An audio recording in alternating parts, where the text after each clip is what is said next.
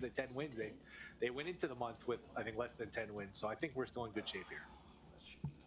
Yeah, no, I'm looking at their schedule right now. So let's say they lose today. Tomorrow they face Chris Sale.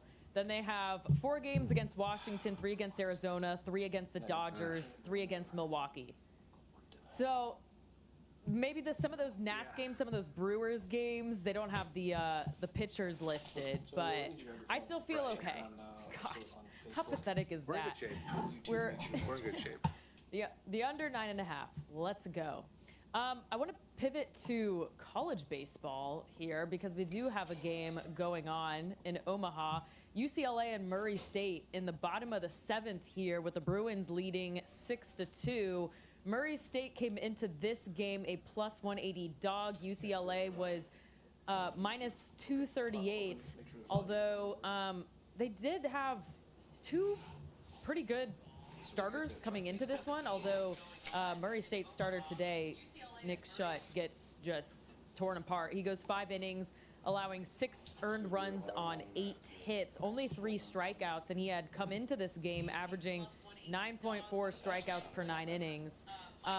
UCLA just emptying out the bullpen here. They are on their 4th reliever, it looks like. And then later on today, we have the big game of the 2 World Series favorites, LSU at Arkansas, with LSU a slight underdog here, Arkansas minus 120. But do you have any bets, whether it's futures or on the games in the World Series, Will?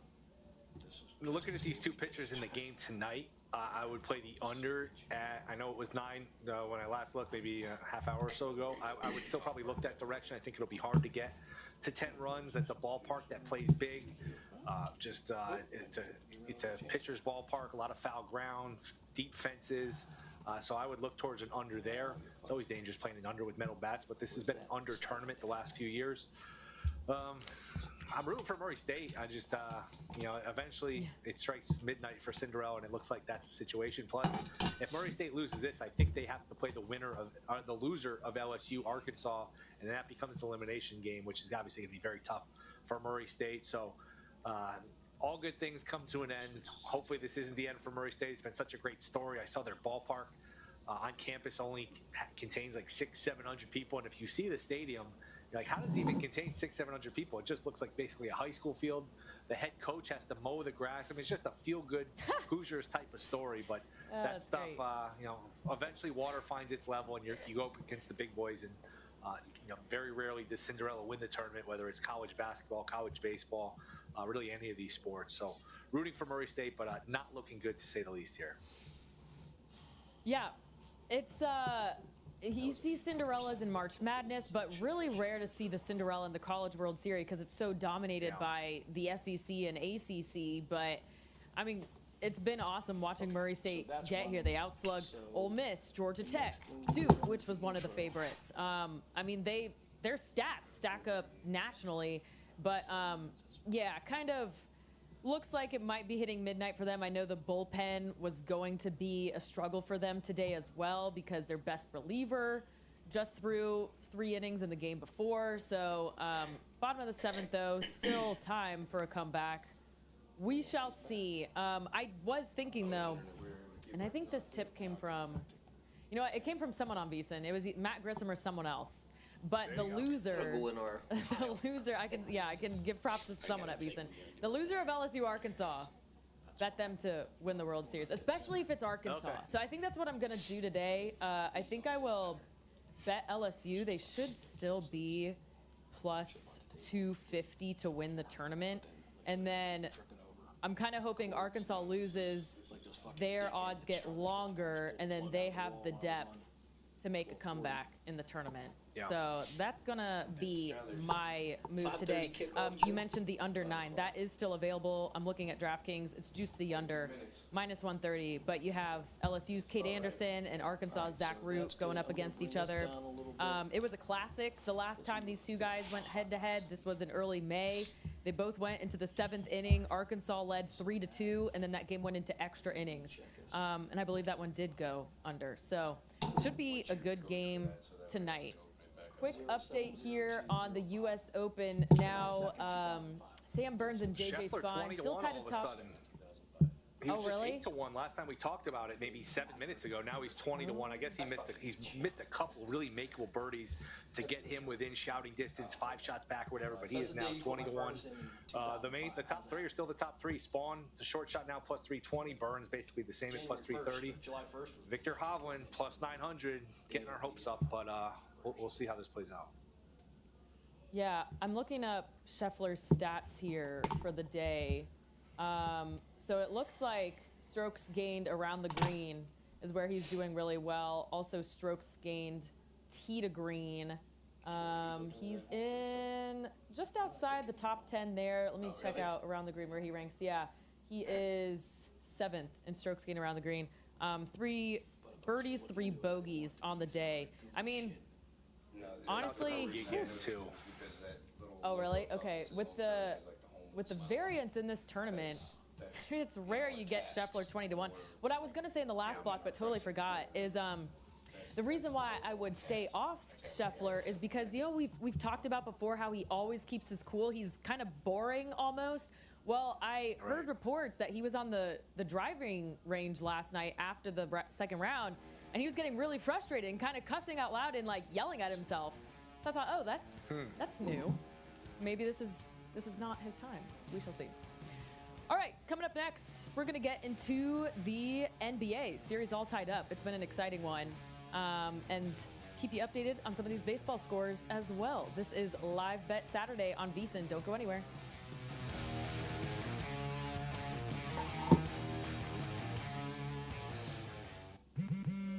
At Straight Talk, we are all about no-brainers. Calling grandma for her recipe, no-brainer. Streaming one more episode at 2 a.m., big no-brainer. Getting real unlimited data where you buy bananas, the ultimate no-brainer. Switch now and get a free Samsung Galaxy A16 5G or Moto G Power 5G 2025 with select plans. Straight Talk, real unlimited data. Available at Walmart. That sounds a hell of a lot better. Offer valid through 7/20/25. Taxes and fees apply. Requires in-store activation of single line gold unlimited plan or higher. For network management practices, visit straighttalk.com/terms. Copyright 2025 Verizon. Progressive knows you've got enough to worry about in life. Hi, it's your life again. Feel like another year is just slipping away?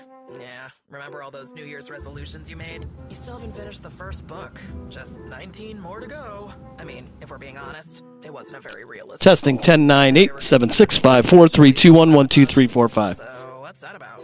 So let Progressive protect your home and auto, because you've got enough to worry about. This is the story of the one. As a safety manager at a manufacturing plant, he does everything he can to keep his coworkers safe. From finding ways to reduce risks. Pre-game test 10, 9, 8, 7, 6, 5, 4, 3, 2, 1, 1, 2, 3, 4, 5. Grainger offers a broad range of quality products and next-day delivery, so he can always play it safe. Call 1-800-GRAINGER, click Grainger.com, or just stop by. Grainger, for the ones who get it done. We're definitely going to be late to the concert. I feel like we should be there by now. I'm just taking a little detour. I gotta fill up my gas tank, and I know this place a couple towns over where the gas is cheaper. Are you serious? We're going to be late for the concert because you're driving out of the way for cheaper gas? Just use Upside. What's Upside? Upside is the free cashback app that gets you real cash back for every gallon of gas you buy. Wait, I can get cash back just for buying the gas I need anyway? Yes, I use it all the time, and I've made around $200. Now pull over so you can download the Upside app before we miss the concert. Download the free Upside app now to earn cash back every time you buy gas. Use promo code TRAFFIC25 to get an extra 25 cents per gallon on your first tank. You can cash out anytime, right to your bank, PayPal, or as a gift card for Amazon and other brands. Just download the free Upside app and use promo code TRAFFIC25 for a 25 cents per gallon bonus on your first tank. That's code TRAFFIC25 for a 25 cents per gallon bonus. That's code TRAFFIC25. Hi, this is Grace Remington for VSiN, the Sports Betting Network. Thinking about backing a rookie quarterback as a big underdog this NFL season? Think again. Since 2015, rookies getting 6.5 points or more are just 21 and 121 straight up, with a cover rate under 41%. They're averaging only 16.8 points per game. Not enough to keep up. Big line means bad offense. Don't be fooled by the spread. Get a year of VSiN Pro for $199. Use the promo code BOOK at VSiN.com/subscribe. Experience the ultimate pool and watch party at Circa Resort and Casino in Las Vegas. Hi, I'm Derek Stevens, owner and chief executive officer of Circa Las Vegas, and I want to welcome you to Stadium Swim, your year-round destination for non-stop fun. With 3 levels, 6 pools, and a massive 143-foot screen, catch every game, every season. It's the place to be in Las Vegas. Soak up the sun and party all night, 365 days a year at Stadium Swim. Secure your spot now at circalasvegas.com.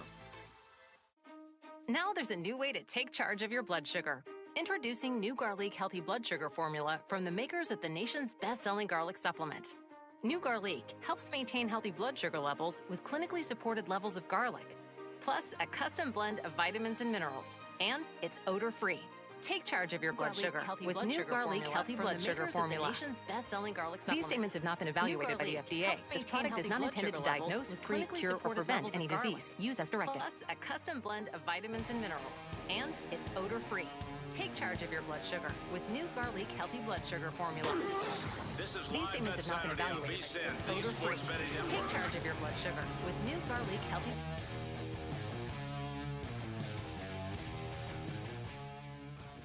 Welcome back into Live Bet Saturday.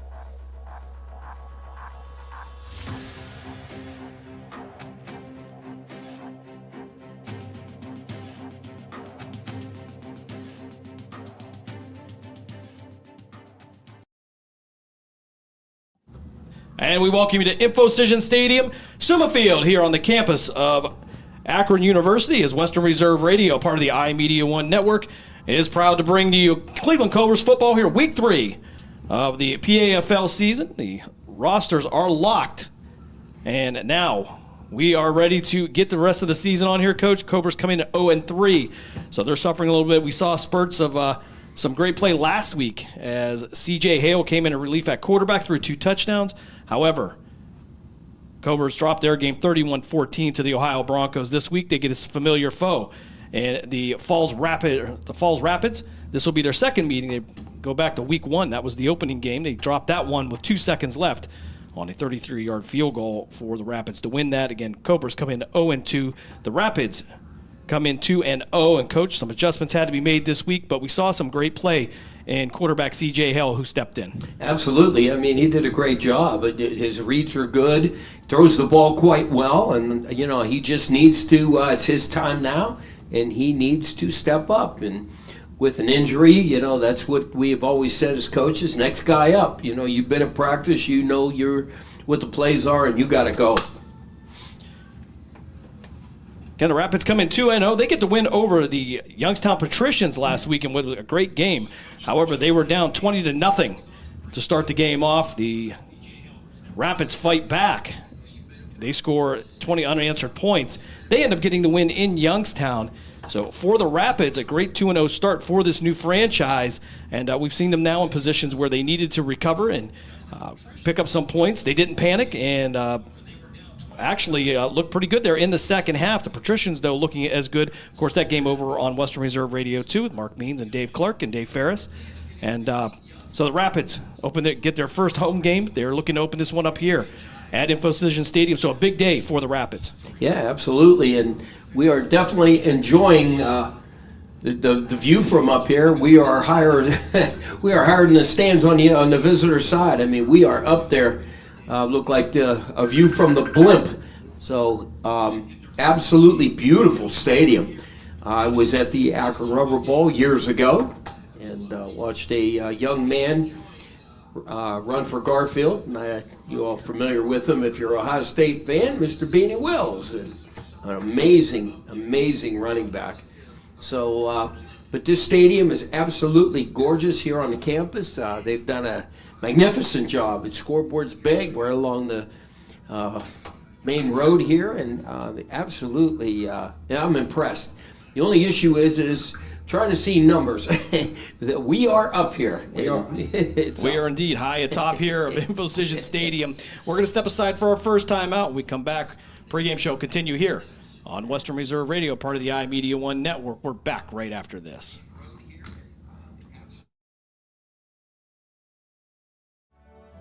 Okay, men, this is your time.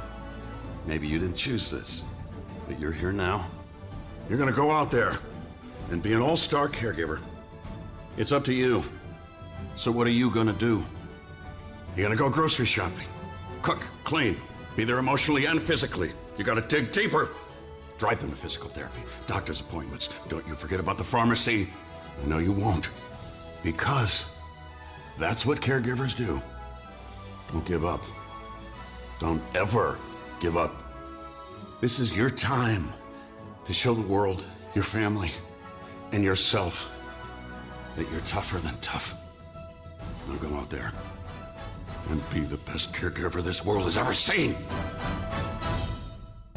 Caregiving is tougher than tough. Find the care guides you need at aarp.org/caregiving. A public service announcement brought to you by AARP and the Ad Council. Hi, I'm Danica Patrick and proud aunt. Watching my nieces grow, play, and learn is amazing. But not every child gets to be carefree. 1 in 6 kids in the U.S. are hungry. 1 in 6. That little girl sitting alone at the playground, she can't play like the other kids. She doesn't have the energy because she's hungry. School lunch will be her only meal today. It breaks my heart that this is the reality in our country, but it's something that Feeding America is working to change. Each year, the Feeding America network of food banks rescues billions of pounds of good food that would have gone to waste. This food is then provided to families and children in need. Being a kid should be about using your imagination, learning, and having fun. These children shouldn't have to miss out on simply being a kid because they're hungry. To find out how you can help end childhood hunger in your community, visit feedingamerica.org. Brought to you by Feeding America and the Ad Council.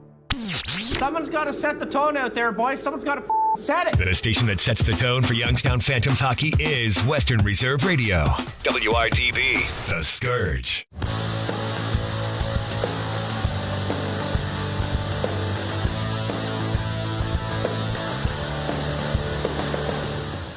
Pre-game show continues here as both teams start to make their way back out to the field. And we talked about the facilities here, and top-notch here, of course, this is the home of the Akron University Zips. But today it is the home of the Falls Rapids. And we'll take a look at the schedule from around the PAFL here in Week 3. Again, we talked about the rosters locking last night, Coach, and that was always a big time. Some players you can pick up, some maybe that you were going to lose because for whatever reason. But it looks like the Cobras have remained pretty steady. Quarterback was in question. Of course, Dave Slaff Thompson has been down with an injury. But C.J. Hale came in last week, threw 2 touchdowns there, had a couple of mistakes there, but something we would expect for somebody who really hasn't had any action at quarterback. Yeah, and I was just going to say, it's like he's got thrown in as a rookie. So, again, in defense to Cleveland, they have some major pieces that have been knocked out. And they just got to bring the younger guys in, and they will they'll learn quick that they just got to get the job done. Do your job and try to get the wins as best you can. But again, injury plagued some key players, and it's just going to happen sometimes. And you just next guy up. So yeah, and you talk about one of the keys at this, especially when you're on the road, is depth. For the Cleveland Cobras, they seem to have it again. And the quarterback position, especially with Dave Thompson being down. James Cooney, that's going to be an interesting story. We'll talk about that as we go along in the game, as he is no longer on the Cobras roster. He's now on the Rapids roster. So that's going to be an interesting one today. We'll see how they utilize him. But again, C.J. Hale stepping in there, T.J. Johnson as well. So there are some options, and we've seen spurts of that Cobra offense doing really well. But it's the consistency, I think, that Adam Rogerson's going to be looking for. And that's where the problem lies. When you don't have the playing time that, say, a Slap Thompson had, you kind of got to get your feel in. You've got to do so. It may take these guys a couple of games, but I really believe that they'll get it together and they'll win some games here. Just about 5.5 minutes on the board here before kickoff. Take a look at the schedule from around the PAFL. We started off with the Portsmouth Lions. They'll head out to Mount Vernon to take on the Mid-Ohio Patriots.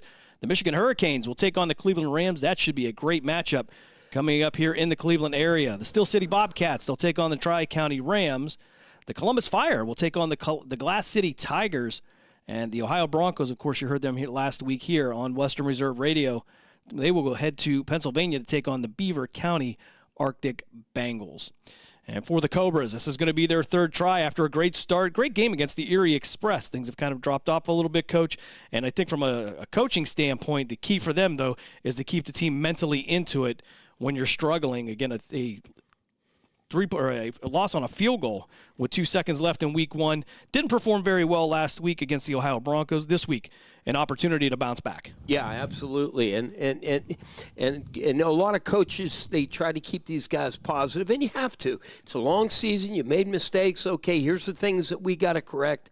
Again, I talked about next guy up. So, you just got to be able to get into that rhythm and try to do the best you can. So, other than that, we have the Star Spangled Banner. We're going to step aside one more time here. When we come back, we'll have the kickoff here between the Cleveland Cobras and the Falls Rapids on Western Reserve Radio, part of the iMedia One Network. We're back on the other side of this break. So, are you enjoying our station?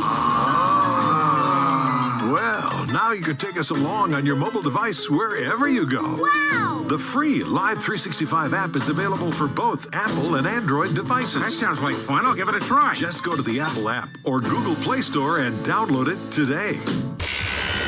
You're listening to WRDB, Western Reserve Digital Broadcasting, Youngstown, Warren, Salem, and around the world. During the fall and winter, grilling season never ends, and Gessler Propane is your local supplier that makes sure you get your hard-earned money's worth. Why go to gas exchanges to pay higher prices for tanks not filled to capacity? Gessler Propane makes sure you're prepared for year-round grilling with 100% filled tanks at a reasonable cost. See Bob Monday through Friday, 10 to 4, and Saturday, 9 to 3 at Gessler Propane, 702 Youngstown Poland Road, Struthers, or call 330-755-9119. Gessler Propane. They got gas. Western Reserve Radio is the Valley's online source for sports talk and local events. Tune in and be part of their live weekly shows, as well as the hard-hitting action of Youngstown Phantoms hockey, high school football, and the PAFL. Find them on westernreserveradio.com, tune in, and the Live 365 app to be part of the area's conversation. Be sure to visit them on Facebook at Western Reserve Radio or on Twitter at WR_radio.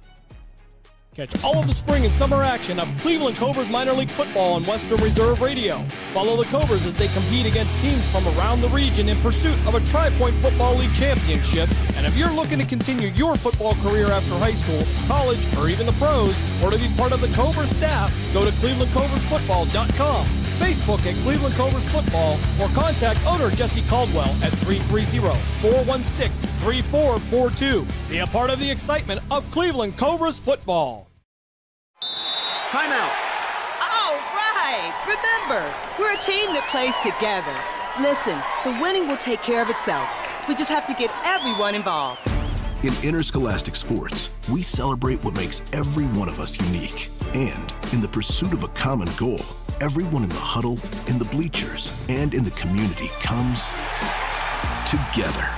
This message presented by the OHSAA and the Ohio Interscholastic Athletic Administrators Association. Nina's Pierogi House is your home for the area's best variety of pierogies. Daily specials include the Polish platter, the Hungarian platter, stuffed cabbage, and halushki. Having a last-minute get-together? Lena's has you covered with a wide variety of frozen take-home pierogies and dumplings.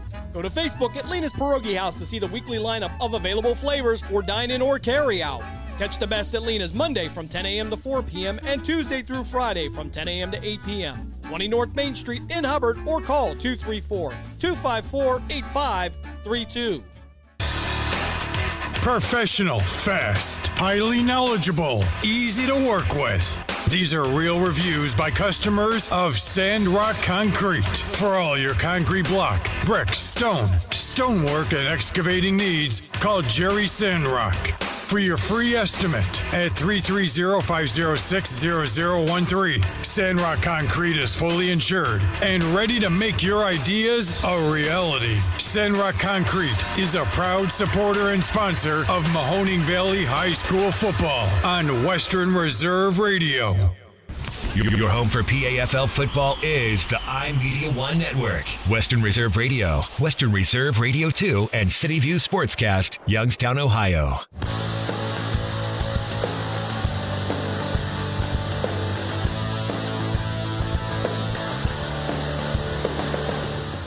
Just moments away from the kickoff of Week 3 of the Premier Amateur Football League season. Cleveland looking for their first win. Rapids looking to go for 3 in a row. And, of course, again, we are at InfoCision Stadium here on the campus of Akron University. A beautiful facility here as we get ready for some Saturday afternoon action. And, Coach, you guys had an opportunity, even coming in the door, great presentation here by the Rapids. Had an opportunity to stop and pick up a little bit of special something on the way in. And I guess we're supposed to give a shout out to the best damn smoked meats in Akron, and that's the title of it, you know. So great work. You guys had it. I mean, your absolutely your review of it. It was amazing. I'll tell you, the sauce is good. The meat was just tender. It was great. And real quick, I just want to say happy our little early Father's Day to all the fathers out there, us in the booth here, and everybody's out there listening. Enjoy your day and try to be with your families, and then do what you got to do. I'll be shoveling about 7 tons of stone later. Well, Coach is doing what he's got to do here. We'll talk about some weather. That's what we got to do. Overcast skies here in Akron. However, sun peeking through. It said 75 degrees, but the humidity is high here today. So we'll see the manager. The water breaks probably a little bit better, and then look out for those cramps, as this will be maybe the first real humid night as we get the kickoff team set here for the Cobras. And it looks like they're going to flip sides of the field here. Everybody got set, and the officials said no, other side. So we'll put the kickoff return team to our left and the kickoff team to our right if you were listening in on the Live 365 app or on TuneIn. We appreciate it. The Cobras in their white away jerseys with the black pants, black helmets with the green detail and the traditional Cleveland Cobra logo. The Falls Rapids are going to be in their home reds with the white pants. Unfortunately, some gold numbers here, Coach. A little bit of reflection on those. It's going to be a little hard to see, but we're going to do the best we can. Yeah, exactly right. We're up here, so it's going to be a little rough for us, but we'll do what we can do for you. So we are set now here. Again, we don't have a crowd mic here, so we apologize. A little bit dry up here, but as we're going to get this one kicked off here, and it's going to be picked up at the 12-yard line by the Rapids. They'll bring us out to the 20 out to the 28-yard line, and Emmett Calhoun will get the Rapids started. 1st and 10 at their own 28-yard line. Just underway here, first quarter, InfoCision Stadium in Akron, Game 3 of the PAFL season. And, Coach, for the Cobras, it was a field position issue last week, and they're probably going to want to maybe have a little bit of better performance, get maybe a 3-and-out on this one. Yeah, they're going to have to start strong right now. Establish the defense, get them to shut it down, and do what they need to do, because they're letting teams hang around, and they've just got to do a better job. Again, next guy up, they have got to do a better job. 1st and 10. They're going to mark this one actually at the 27-yard line. That's where the Rapids will start. And try to get you some of these numbers here. The reflective numbers, not the most broadcast friendly, as Mark Means would say. I'm sure Mark listening back in. He is off today. The Youngstown Patricians on a bye week. As we have a delay here, the officials apparently trying to do some housekeeping. So the clock says 14:50 here. Again, just underway, first quarter.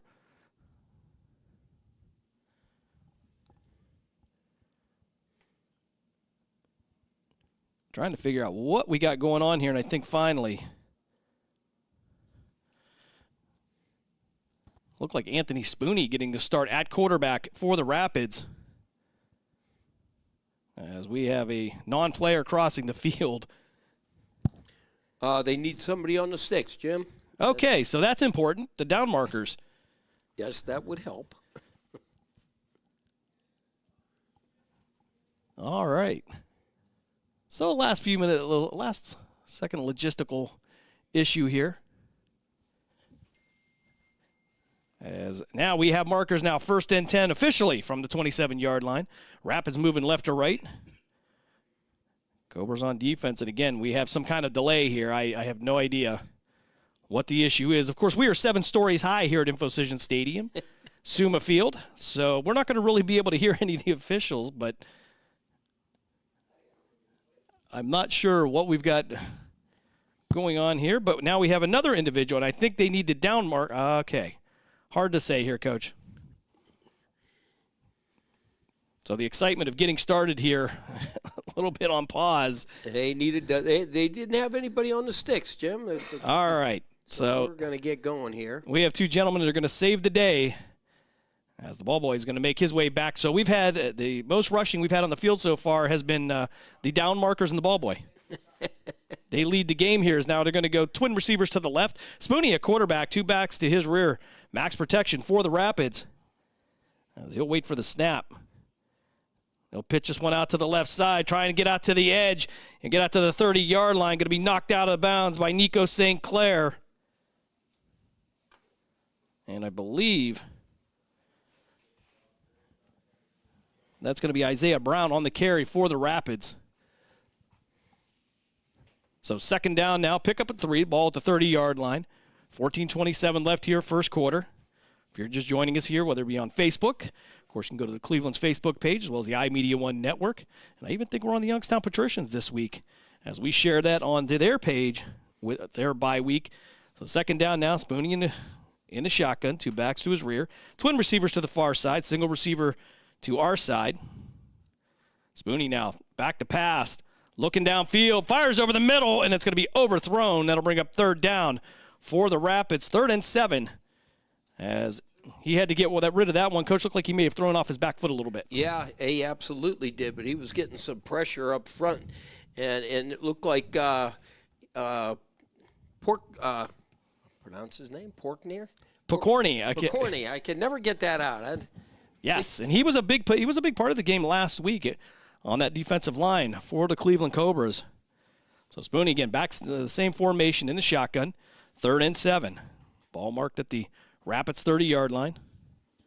Just under 14 minutes to play here, first quarter, if you're just joining us. Some adjustments being made at the line. Spooney waiting for the snap. Back to pass, looking out to his right, fires over the middle, and it's going to be incomplete. I believe that's going to be Kev Fortson on the coverage.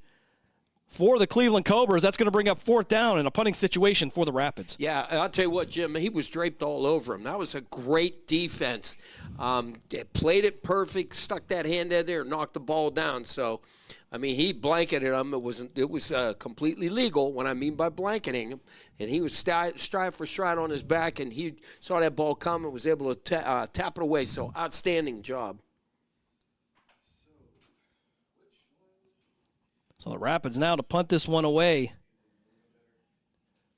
And I believe that's going to be Bobby Rhodes Jr. doing the punting away. We'll talk about him in a moment. But he's wearing 39, which is a statement.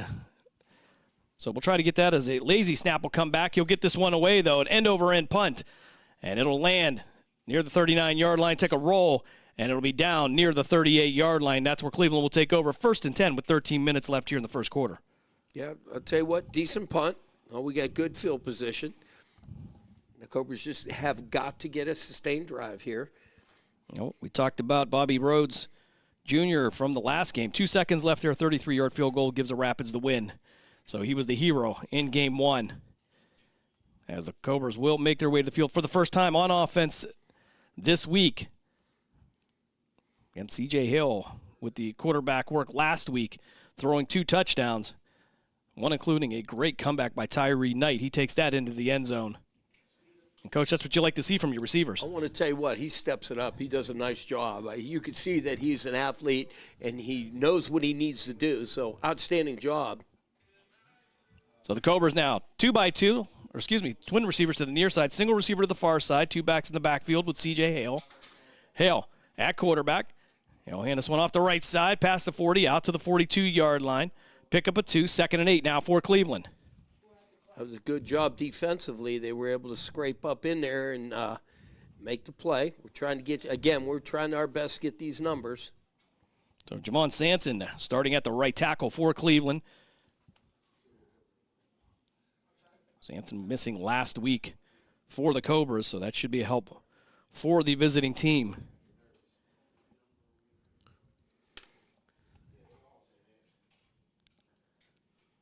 So number 11 to be to our near side. I believe that's going to be Corin Jenkins, a new signing this week, as the roster is locked. Hale in the shotgun, going to step up, make an adjustment. Single receiver to the far side. That'll be Matt Wise. Gaddy in the backfield with T.J. Johnson. 3-step drop. Fires over the middle. He's going to overthrow his receiver, and it's going to be intercepted, and it's going to be down at the 20-yard line. C.J. Hale leading the receiver too much. Rapids able to reach out and grab it. And on his first pass of the day, it's a turnover. Rapids will get the ball at their own 20. That was a great job. He was able to just have that thing hang up in the air, and it was a bad throw. I think he was supposed to go to the corner route, but he ended up running a post, and he just laid it out there. And unfortunately, that just it didn't work for him. Gotta clean that stuff up. Got to clean it up. Yeah, the only good news here is the flip sides of the field. Ball will be marked at the Rapids 20-yard line. 11:43 left here as the clock will begin to run. Twin receivers to the far side.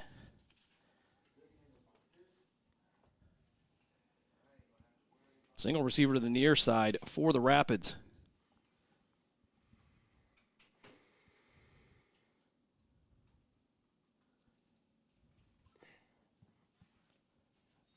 Looks like we might have a change at quarterback for the Rapids. Looks like fielding. So out of the pistol formation, twin receivers to the left and to the right. They'll send Calhoun in motion from right to left. Hand it off the right side, has a little bit of room. He'll get out past the 20 and all the way out to the 28-yard line. Pickup of 8, 2nd and 2 now for the Rapids. Defense strung it out, but they have got to come up better, and they've got to keep him to the inside. 10:45 left here in the first quarter. Fortson on that ran him out of bounds. Okay, Fortson, the Cleveland Cobra veteran.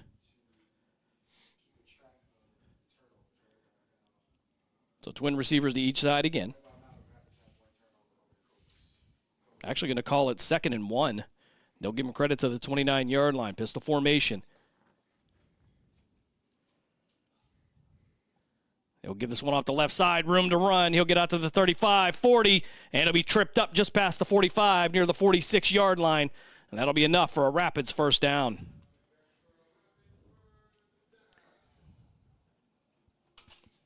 .10:01 left here as the Rapids get the first down of the game, actually.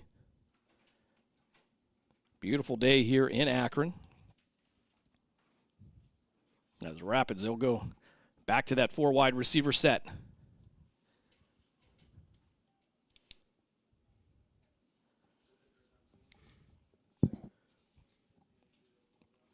They'll send Calhoun in motion again from right to left. Play action, ball loose on the turf. It'll be covered up by the Rapids. That'll bring up 2nd and 10.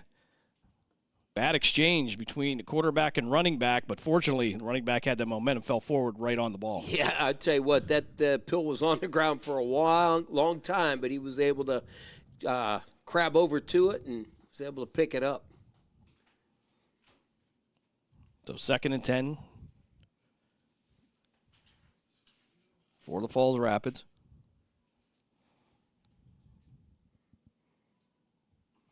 Taylor and Calhoun, the twin receivers to the right. I believe that's going to be Fielding at quarterback. Send a man in motion from left to right. Back to pass, 3-step drop, fires over the middle, and it's going to be caught at the 27-yard line, and that'll be another first down for the Falls Rapids.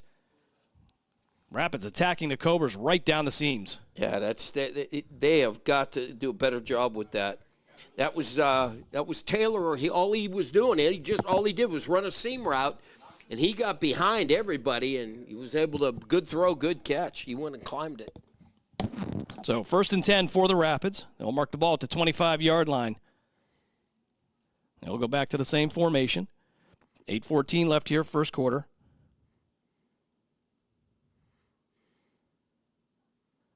They'll give this one off the left side again. Room to run. And it'll be brought down by Robert Littlejohn right around the 21. Pickup of about 4. Looked like Anthony Spooney on that run. Now, a little bit of role reversal here. Spooney now the running back. Yeah, they seem to be receivers and running backs they're alternating outside and inside. So that's what I'm picking up. Now we're picking it up from 7 stories high. So yeah, we're So just about 7.5 minutes left here. Call it 2nd and 6 for the Rapids.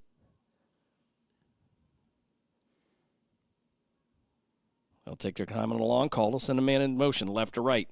And then we've got bodies moving everywhere. And we got a flag on the play. Cobras are clapping, so it's going to be a dead ball, false start coming up against the Rapids. That will knock them back 5, and so far that's the only negative thing that's happened to Falls Rapids today. Yeah, they I'll tell you what, they do a pretty good job here. They're disciplined, and they have good quarterbacks doing a great job. Receivers are getting open.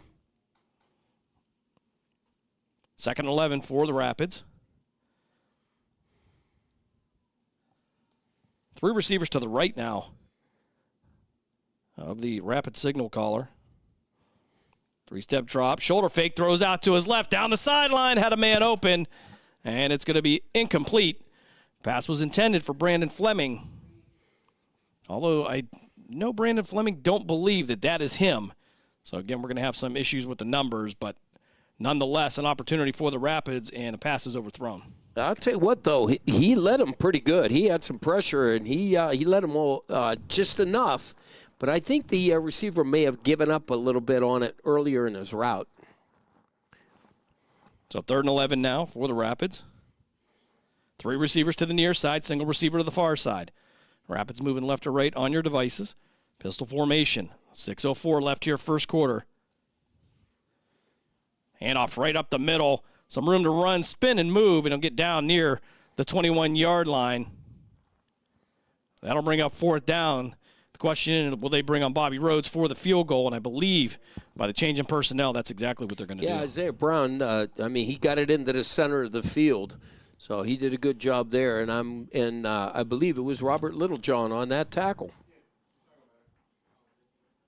So I believe the ball at the 22-yard line here. So if you do the math, should be a 39-yard field goal for the Hero in game 1.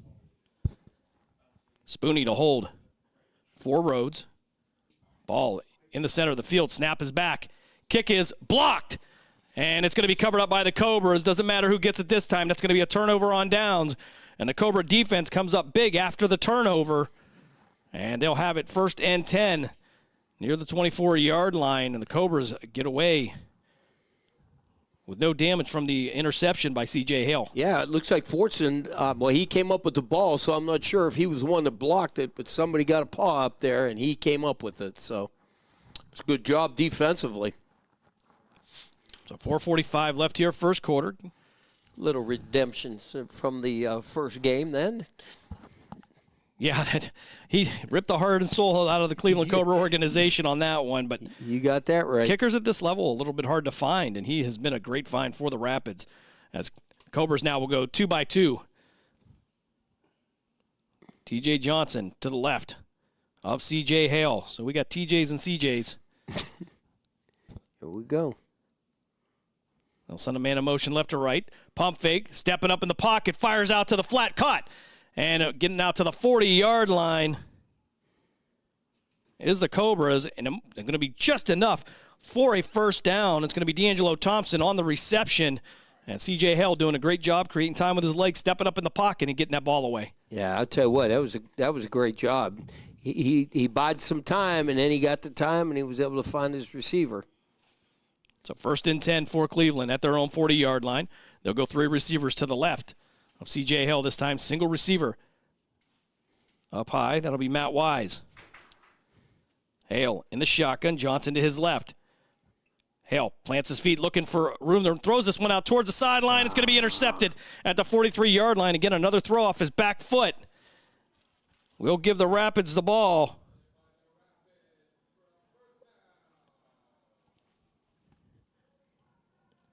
Demir Benison, I believe, on the interception. At least that was number 9, we think. Again, not so accurate here on the numbers for the Rapids, but we're going to go with what we got. So the Cobra defense right back to the field on C.J. Hale's second interception of the day. And, Coach, maybe trying to do a little bit too much instead of maybe throwing that ball away. Yeah, he should have just threw that away. He was getting knocked backwards, and it wasn't there for him. He has got to settle down. You can't throw those errant throws because now you've given him great field position. Monte Taylor, the single receiver to the far side. To go twin receivers to the near side. They'll actually go to a wing left. Pistol formation. As we have a little bit of a delay as we're looking for the most important thing on the field, the football. Well, we have 2 out there, Jim. All right, so they're going to throw the Cobras football back out of bounds here. You know how those kickers are with footballs, too. Yeah, apparently quarterbacks as well. Exactly. So they'll send a man in motion from right to left. He'll give it to him on the jet motion, trying to get to the outside, has the 40, 35, and it'll be brought down near the 31-yard line. Pickup of 9 on the play. It'll be 2nd and 1 now for the Rapids. Yeah, Brandon Fleming on the jet motion, so outstanding job on that. But they've got to, when they see that jet motion and it's coming across, they got to take a little bit of a wide step on that. And I believe there's going to be a flag out there near the 40-yard line. A little bit hard to see from just below the Elon Musk satellites here. Yeah, we are up there, people, believe me. And then the Cobras have a C on the back of their jerseys, so it kind of blocks the numbers back there. And then it's kind of a foil that's on the others, and it's gold with the red, and it's just really hard to pick it up. So twin receivers each side. Again, actually go single receiver to the left with a wing. They're going to have to the Rapids have to get to the 30-yard line on the Cobra side for a first down. As they'll be in a shotgun, pistol formation. Step back, looking down the middle of the field. Has a man open. It's going to be intercepted near the 18-yard line. And Cleveland will return the favor. Terrell Lively on the interception for Cleveland. And again, the Cobra defense bails out the offense. It'll be Cleveland 1st and 10 with 2:34 left here in the first quarter. Monty Taylor was the receiver on that one, and he tried to go up for it a little bit, but that ball hung, and he was just out of position, couldn't do it. So 3 turnovers here so far in the game, 2 for Cleveland, 1 for the Falls. See where they're going to actually mark this at the 15-yard line. So Cleveland with the first and 10 from their own 15, 2:34 left here first quarter, no score. Back and forth affair here after 3 turnovers here in the first quarter. So they'll go twin receivers to the far side, twin receivers to the near side. C.J. Hale will remain at quarterback. T.J. Johnson to his left. Slap Thompson with some injuries he's dealing with. They'll send a man in motion from right to left. That'll be Tyree Knight. They'll give it to Johnson. Johnson trying to find some room to run. He'll spin and turn, and no gain on the play. He'll get back to the line of scrimmage. 2nd and 10 now for the Falls Rapids. For Cleveland. There was just nowhere to go. It was a good push by the defense, and they were able to snuff it up. They've got to do a better job up front. If they're going to run inside and off tackle, they have got to plus that out and then get to them backers if they're going to combo. And we want to welcome you if you're just joining us here. First quarter at InfoCision Stadium. Jim Craven with you, along with Coach Bob Gessler. Matt Craven pressing all the buttons. As Hale now in the shotgun. Johnson his right this time. Back to pass. He'll fire out to the flats. Complete at the 15-yard line, out to the 20, 25, and knocked out of bounds near the 30-yard line. Should have plenty for a first down. Tyree Knight on the catch and run. And again, Tyree Knight has come up big here. One of the hardest working receivers you'll see in the league. Demir Benson, excuse me. Trying to adjust the eyes from far to close. Phew. Yeah, if there's any weather rolling in, we'll be able to tell you first here. We'll see it from high above. But nonetheless, Hale in the shotgun. Johnson his left. Quick pass out to the far side. That's going to be caught by Matt Wise. He'll cut back to the inside. Pass the 30, maybe squeeze out to the 32-yard line. Pick up a 2. 2nd and 8 now for Cleveland. Yeah, that was a great job. Looked like it was they say it's a DB, but that's an awful big DB that's out there. Brandon Brackens was on that. He looks like a D end. Hard to beat the height, though. So again, Cleveland 2-by-2. 2nd and 8. Ball marked at the Cobra 32-yard line. Just about 45 seconds left here in this first frame. Cobras moving right to left on your devices if you're listening on Live 365 or tune in. As we'll have some movement up front. Everybody coming across here, and we'll see if they're going to say it's going to be a false start against Cleveland. And I don't know, Coach. I saw 3 different Rapids come through at 3 different points. Well, and Cobras now going to be 2nd and 15. Hey, all it would have taken was a flinch. You know how that goes. Those D linemen, man, all you do is get a little bit of flinch or a little lean, and they're coming across because they're going to want to make that offensive line pay for it, which that's exactly what happened. Actually, they're going to mark this at the 27-yard line. As Hale now in the shotgun. Johnson to his left. Handoff out to the right side. Trying to find some room. Collision at the 15-yard line. He will get no further than that. Maybe lost a yard on the play. It's going to bring up 3rd and long now for Cleveland with 16 seconds left. We'll see if they're just going to let this one wind down, Coach. Take that opportunity between quarters to work something out because it's going to be 3rd and long. Yeah, they got to do a better job with this. All right, so we're going to come to the end of the first quarter here at Akron University. We are scoreless. You are listening to Cleveland Cobras football here on Western Reserve Radio, part of the iMedia One Network. We're back right after this. Lena's Pierogi House is your home for the area's best variety of pierogies. Daily specials include the Polish platter, the Hungarian platter, stuffed cabbage, and halushki. Having a last-minute get-together? Lena's has you covered with a wide variety of frozen take-home pierogies and dumplings. Go to Facebook at Lena's Pierogi House to see the weekly lineup of available flavors for dine-in or carry-out. Catch the best at Lena's Monday from 10 a.m. to 4 p.m. and Tuesday through Friday from 10 a.m. to 8 p.m. 20 North Main Street in Hubbard or call 234-254-8532. Located in Applewood Estates in Boardman Township, the Applewood Swim and Tennis Club offers a pleasant family environment. Choose a membership that meets your needs and enjoy a relaxing venue that includes not only swimming for the family, but also youth activities such as competitive swimming, tennis, and more.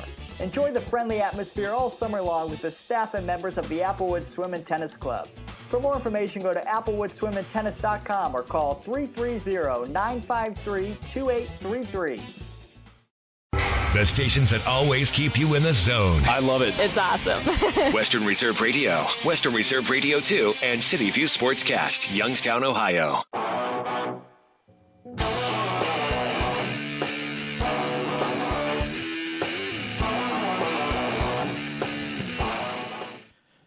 Back here, second quarter action at InfoCision Stadium here on the campus of Akron University, as it'll be 3rd and 15 for the Cleveland Cobras. Hale in the shotgun. They'll send Tyree Knight in motion from right to left. Johnson to the right of Hale in the shotgun. A little bit of head start over there, no flag. Fires over the middle. That's going to be caught at the 38-yard line. He'll fight his way out to the 40. Ball's going to come loose. And it could be the Rapids that covered this one up. And we got simultaneous possession now as Tyree Knight was wrestling for it. And it's going to be the 3rd turnover of the day for Cleveland, as it is a fumble and recovered by the Falls Rapids. 14:33 left here in the second quarter. No score. And, Coach, if you're Adam Rogerson, you got to be frustrated. You're calling the right things. C.J. Hale's hitting the receivers, but you got to hold on to those balls. Yeah, I'll tell you what. As soon as he got hit, that ball come flying at least 5 to 6 yards downfield, and there were 3 guys on it. Couldn't get you all the numbers because that hit quick. But unfortunately, Cleveland has got to clean up the fumbles and the mistakes. So for the Rapids, it's going to be 1st and 10. Ball marked at the 43-yard line. Rapids going to run a player on late. Or two. Hey, if you can do it with, 9 or 10, that's great too. You ain't kidding. So the Falls Rapids now set. Twin receivers to each side. They'll send a man in motion from left to right. Option out to the left. It's going to be pitched out past the 40. He'll spin and move past midfield. Ball's loose. Cleveland recovers it. And it's going to be an exchange of turnovers. The Cobras, again, bailed out by the defense. Ambrose Picorni in there, I think, to make the initial hit. But by my count, Coach, I think that's the 5th turnover on the day between these two teams. So some sloppy play here so far with 14 minutes left in the second quarter. Dante McDonald came up with that, and I'll tell you what, there was a fight between that and alignment, and he won. They were rolling around, so great job by the defense. Now they have got to get it going. So 1st and 10 for Cleveland, going to be at their own 48-yard line. 13:53 left here second quarter. We are scoreless.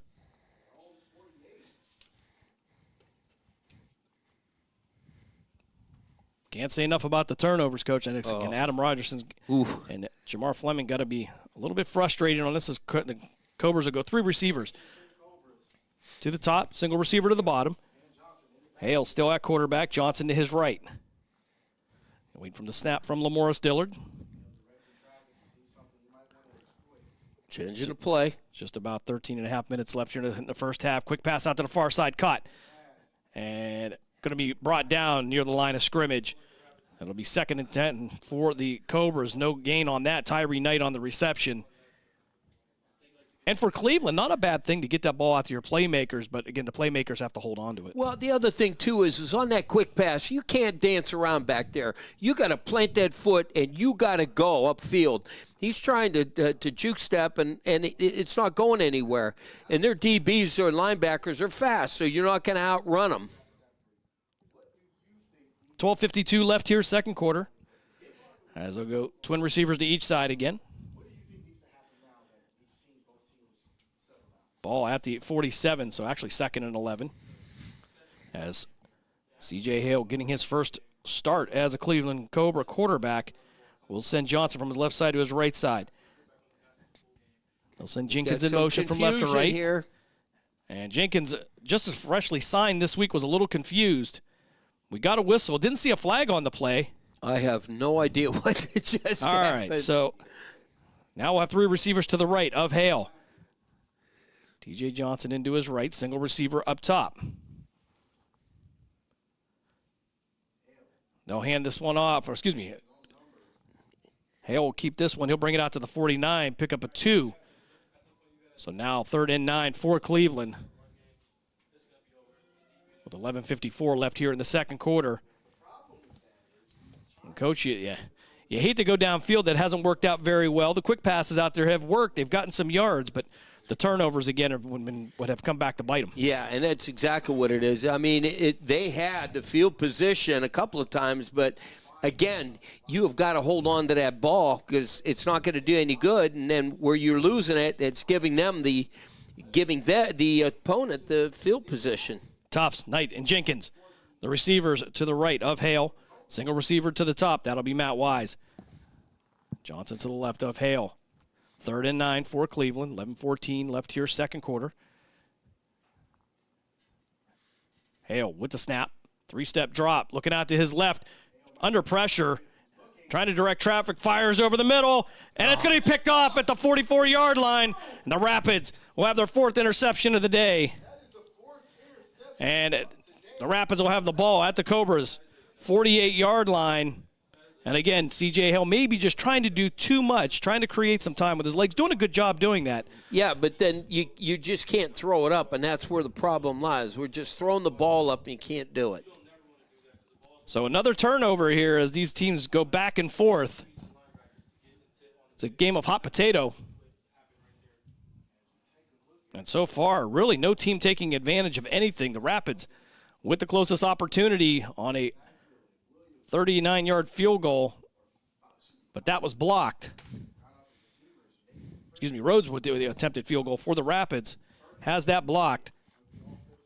And now the Rapids will take over again. They're actually going to mark this at the Cobra 45-yard line. Clock continues to move. 10:40 left here, second quarter. Okay, something is going on here. Okay. There was a delay. I don't know what it was. So a lot of house cleaning today by or housekeeping, I should say, by our officials. Again, a beautiful facility here. As we take a look to the Titantron to our right here, with all the Rapids information. Again, a big game feel here, and the Rapids have done it from a business aspect, have done a really good job with this team. So pistol formation, twin receivers to each side. 1st and 10 from the Cobra 45-yard line. So the man in motion left to right.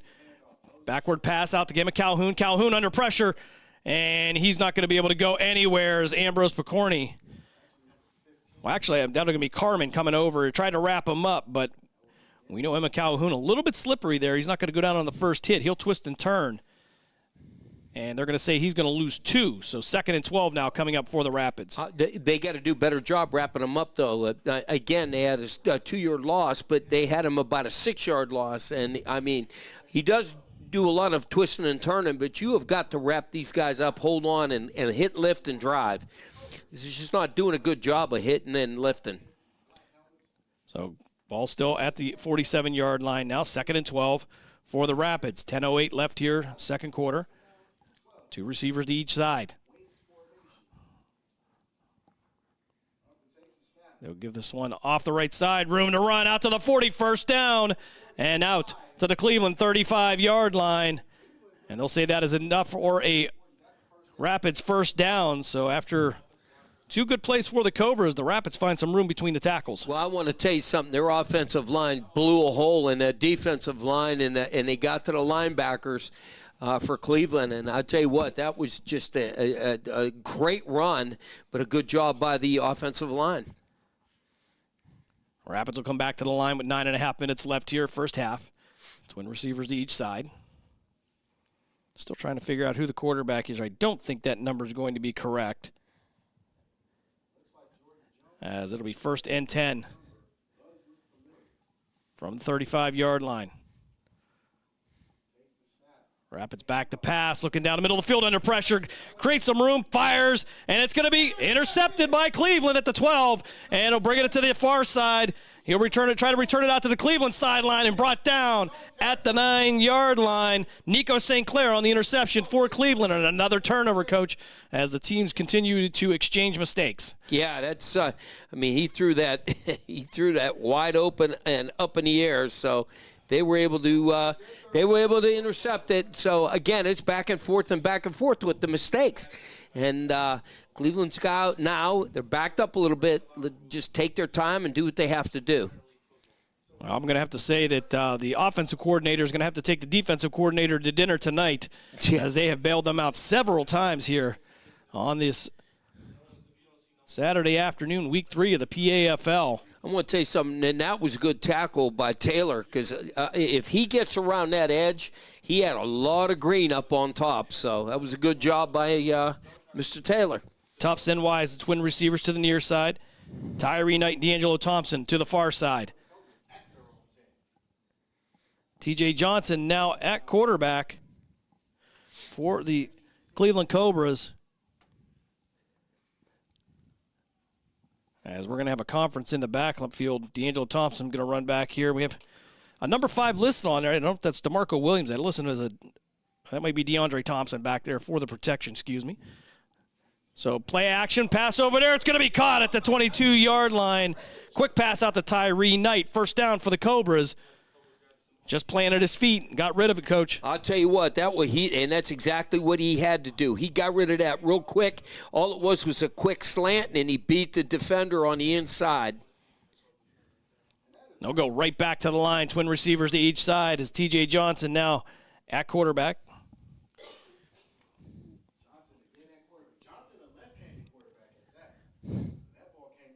Matt Wise will be the receiver to the right of Johnson, along with Devin Tufts. Pump fake, fires, and it's going to be almost picked off again near the 38-yard line. Didn't get all the pass that he wanted on that one. And it was, Demir Benison that had an opportunity at it. You just got this feeling that the turnover that comes closest to the end zone is going to be the one that wins. Yeah, you're absolutely right. Man, that's scary. So clock will continue to run. 7:43 left here in the second quarter. We are scoreless. As the Cobras will go back to the huddle. They'll mark the ball to 23-yard line. Sun coming out here at InfoCision Stadium, Suma Field in Akron. Again, hats off to the Falls Rapids for the work they have put in for this organization. Great opportunity for the Cobras to come in and play football here at a Division I school. Johnson now going to take the ball himself out past the 25 and get out of bounds at the 29-yard line. That'll bring up a third down and more manageable for the Cobras. Yeah, smart move, too. I mean, it was pulled, and he saw the opening, and he read that end, and that end crashed, so he took it around the outside. And I think, Coach, one of the things you're seeing is maybe the experience here. C.J. Hale, again, mechanically sound. He's going to be a great quarterback, but T.J. Johnson showing the experience and really knowing this offense just as well as anybody out there. Yeah, I mean, he, just too many mistakes, too many interceptions, and he's just got to settle down. So big, something to look forward to for C.J. Hale, though. As Jenkins will be the single receiver to the top now, 3 receivers to the bottom. Johnson in the shotgun. Knight, Thompson, and Tufts, the receivers to the right of the Cobra signal caller. 6:34 left here, first half. Johnson going to have to watch the back judge as he's taking his time. Back to pass, stepping up in the pocket, and he's going to dump it over his head and try to get it out to the sideline with just a little bit of touch. But overthrew the receiver. It's going to bring up 4th down now for Cleveland. They're going to have to punt this one away. Yeah, I'll tell you what. He catches that. There was no safety on that side. All he had to do was bring that down, and I think it would have been off to the races. So each team now has had their opportunity, and they just can't get it done. So Jeff Cooper Ryder to come on to punt this one away, the former Toledo Rocket.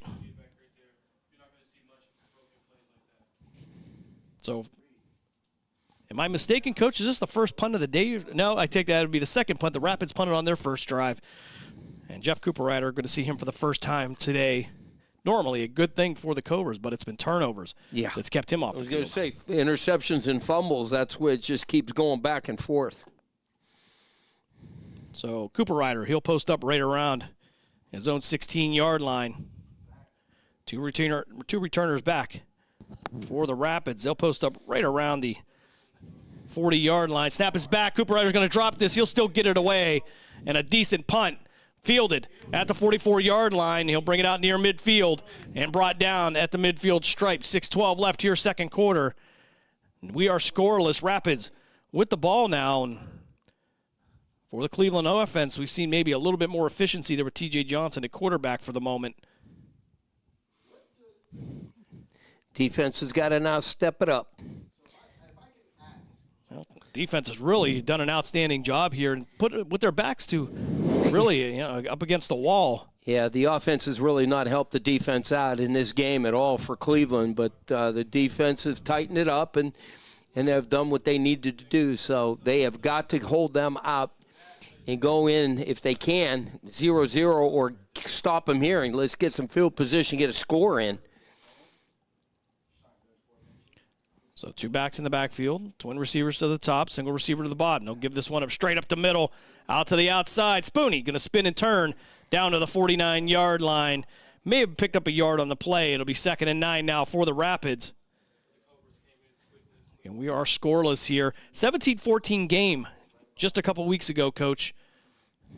And that looked like Little John on that on that tackle, and there was getting into some a little extracurricular, and a couple of linemen grabbed him and said, hold on now, let's not cost us. We don't need to donate 15. No, not at this point.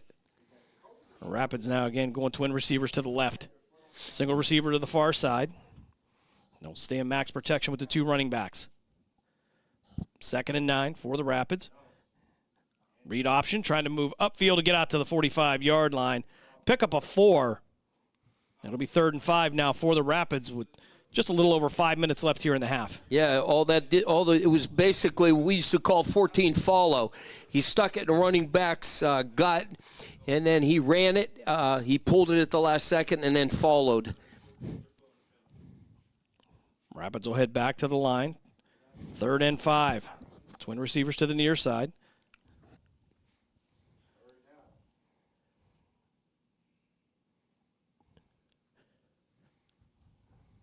Again, waiting for the snap.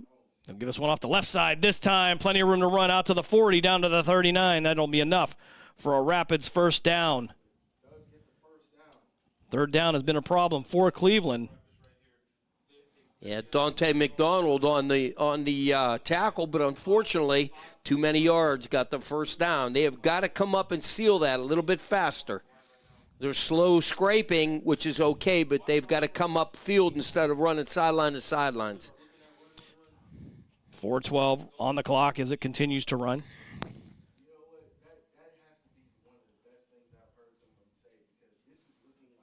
They'll wait for the snap. Twin receivers to the left, single receiver up high.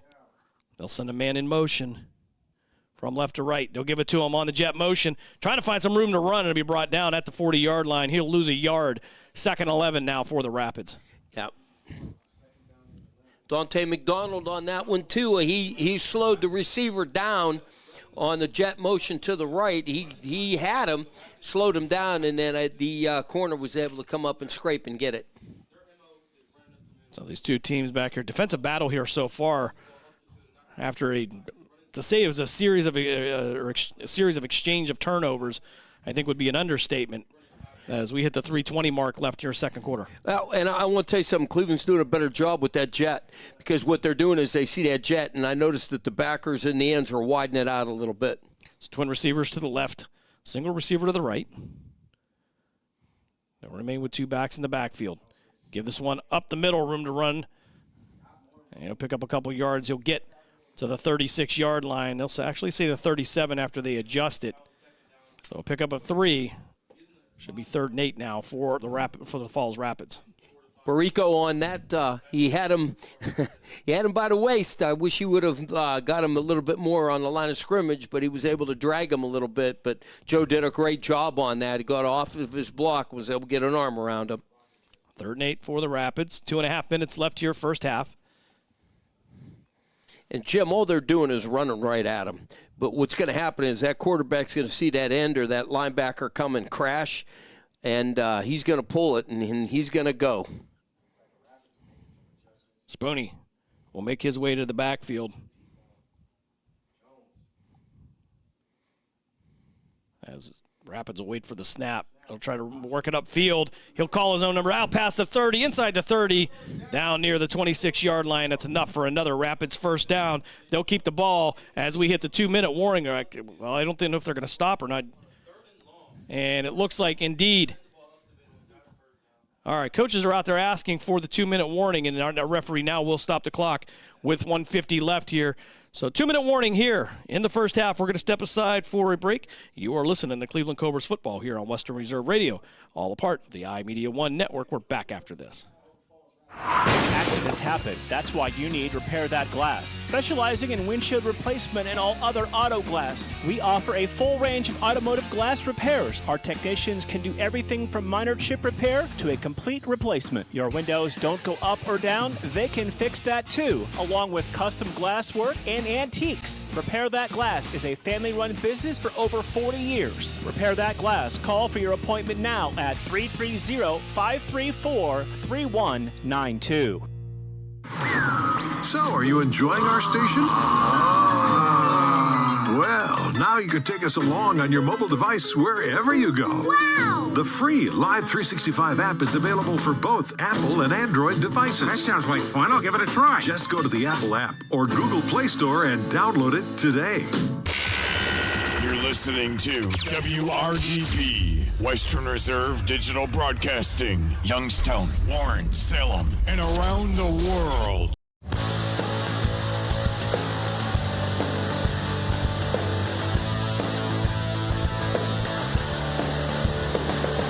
Two-minute warning here as we get near halftime here. Twin receivers to the far side, single receiver to the near side. Rapids moving right to left on your devices. Wait for the snap. Rapids with the handoff in the middle. That's going to be Emma Calhoun cutting back to the inside the 20, down near the 19-yard line. And they'll be just a couple yards short of another first down. And that area between the tackles has been tough, Coach. Well, I'll tell you what, though. They had him in the backfield, and we just did not get it done. I think that was Barrico that had a hand on him, but he just could not bring him down. Rapids on the left hash now. They'll go twin receivers to the short side. Single receiver up high. Kev Fortson on the coverage, one-on-one to the right of the Rapids signal caller. Hand off to the right side. That'll be Spooney. Spooney working to the inside and still driving his feet, and he'll work his way down near the 15-yard line. Enough for a Rapids first down. Yep. I'll tell you what, my man, his legs going 900 miles an hour. They have got to lasso him. We have a timeout. So just about a minute left here and a half. We'll have a timeout, so we'll step aside for a break as well. You are listening to PAFL Football here on Western Reserve Radio and the iMedia One Network. We're back after this. Timeout. All right. Remember, we're a team that plays together. Listen, the winning will take care of itself. We just have to get everyone involved. In interscholastic sports, we celebrate what makes every one of us unique. And in the pursuit of a common goal, everyone in the huddle, in the bleachers, and in the community comes together. This message presented by the OHSAA and the Ohio Interscholastic Athletic Administrators Association. The stations that always keep you in the zone. I love it. It's awesome. Western Reserve Radio, Western Reserve Radio 2, and City View Sportscast, Youngstown, Ohio.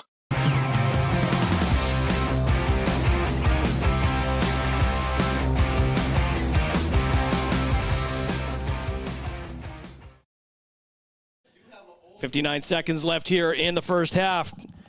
Rapids with the ball now. First and 10 at the Cobra 15-yard line. No score here at InfoCision Stadium on the campus of Akron University.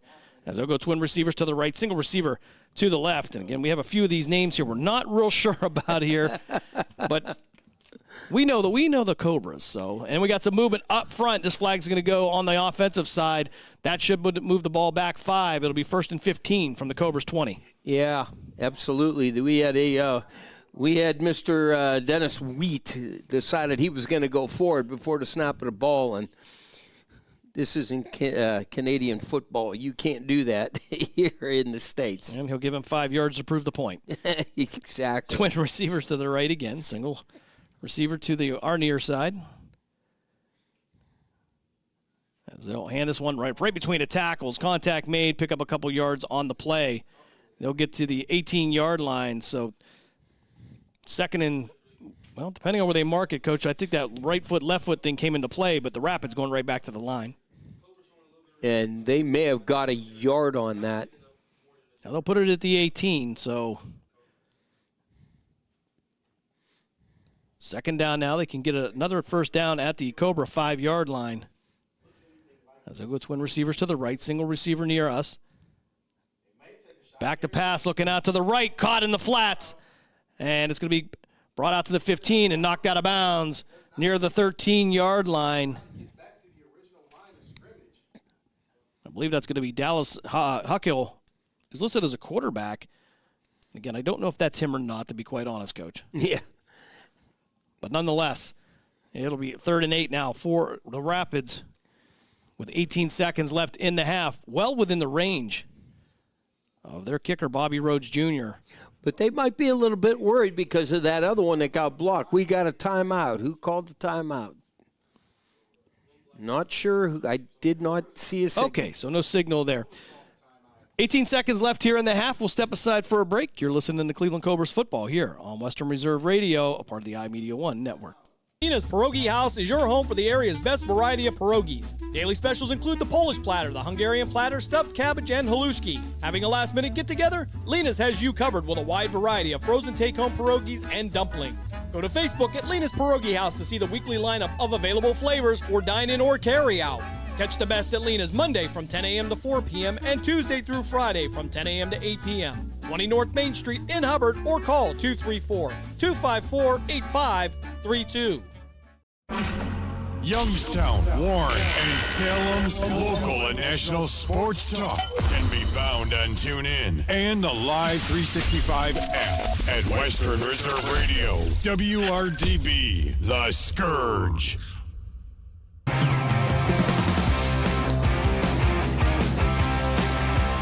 18 seconds left here in the first half. Rapids with the ball. 3rd and 8 from the 13-yard line. Twin receivers to the far side. Cobras defense trying to hold just before the half. So wait for the snap. Back to pass.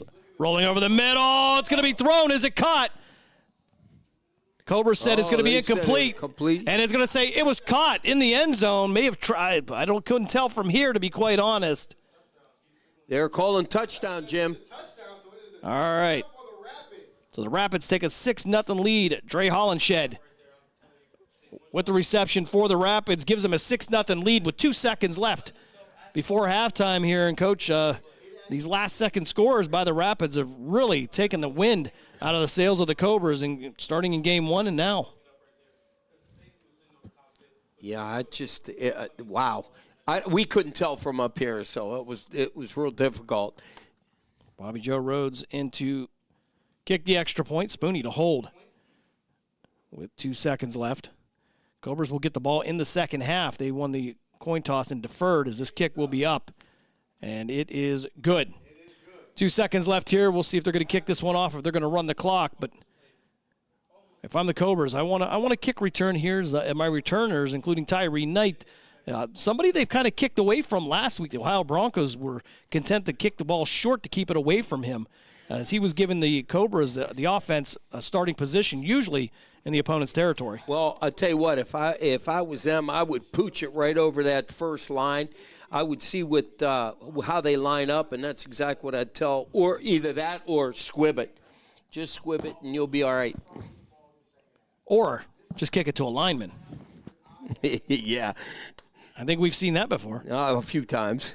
I think that's the go-forth factor as well. Yeah, that cost Cincinnati big time, though. Let's just kick it to a big guy. He can't catch it. He caught it in a dead run and scored a touchdown. That'll be the 10th anniversary of that this year. As a matter of fact, the Western Reserve Scourge with the win over the River City Ravens. I was thinking about that the other day. I said, wow, 10 years 10 already. years. Seems like it was yesterday. Time flies. Yeah. At this level. Time flies, actually, when you get older, too. But we'll have 2 seconds left here. Rhodes will come on to kick this one off. As It'll be Vincent Taylor and Tyree Knight back to return. Looks like we had a flag. There must have been a little bit of... well, he said it was going to be an unsportsmanlike, but... So it'd be a fireside chat with one of the officials, and he didn't like it. All right, so we will still have 2 seconds on the clock here as we approach halftime. Rapids with a 7-0 lead. So Tyree Knight will set up in his own end zone. Rhodes going to kick this one right to the goal line. Brought out by Cleveland at the 10, 15, 20. Trying to find some room to the inside. Good spin move. Back to the outside, and they'll have the ball at the 32-yard line. However, clock will expire. We'll head to the half. After 2 quarters, it's the Falls Rapids 7, the Cleveland Cobras nothing. We'll step aside for a timeout. You are listening to PAFL Football here on Western Reserve Radio and the iMedia One Network. We're back after this. What I know about courage, I learned from my adoptive mom. She said sometimes you just gotta hold on and know we'll get through this. Mom, we are so high up. Hold my hand. No, you hold my hand. Here we go. Learn about adopting a teen from foster care. You can't imagine the reward. Visit adoptuskids.org to find out more. I learned patience from my adoptive dad. All he had to say was, "Hey, you got this. Just breathe." Hey, we're pretty good. Yeah. Might have to start a band. I got it. Learn about adopting a teen from foster care. You can't imagine the reward. Visit adoptuskids.org to find out more. This message is brought to you by Adopt US Kids, the U.S. Department of Health and Human Services, and the Ad Council. Adopt US Kids presents What to Expect When You're Expecting. A teenager. Learning the lingo. Today I'm going to help parents translate teen slang. Now, when a teen says something is on fleek, it's exactly like saying, "That's rad." It simply means that something is awesome or cool. Another one is totes. It's exactly like saying, "Totally," just shorter. As in, "I totes love going to the mall with Becca." Another word you might hear is jelly. Jelly is a shorter, better way to say jealous. As in, "Chloe, I am like so jelly of your unicorn phone case." You don't have to speak teen to be a perfect parent. Thousands of teens in foster care will think you're, rad, just the same. To learn more, visit adoptuskids.org. A public service announcement brought to you by the U.S. Department of Health and Human Services, Adopt US Kids, and the Ad Council. This is the story of a very special woman. In a matter of seconds, she turned herself into a great mathematician or an entrepreneur.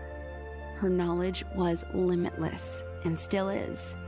She could also make monsters disappear, especially those that lurked in the shadows under the bed. Once, this woman put back together a teenage girl's broken heart, which had been shattered in 1,000 pieces, just by giving her a bear hug. She masqueraded as a regular person at work, but as a superhero at home. Everyone knows her as Gabriella. I still call her Mom. Your hero needs you now, and AARP is here to help.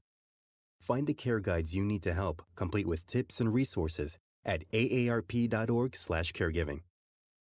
A public service announcement brought to you by AARP and the Ad Council. During the fall and winter, grilling season never ends, and Gessler Propane is your local supplier that makes sure you get your hard-earned money's worth. Why go to gas exchanges to pay higher prices for tanks not filled to capacity? Gessler Propane makes sure you're prepared for year-round grilling with 100% filled tanks at a reasonable cost. See Bob Monday through Friday, 10 to 4, and Saturday, 9 to 3 at Gessler Propane, 702 Youngstown Poland Road, Struthers, or call 330-755-9119. Gessler Propane. They got gas.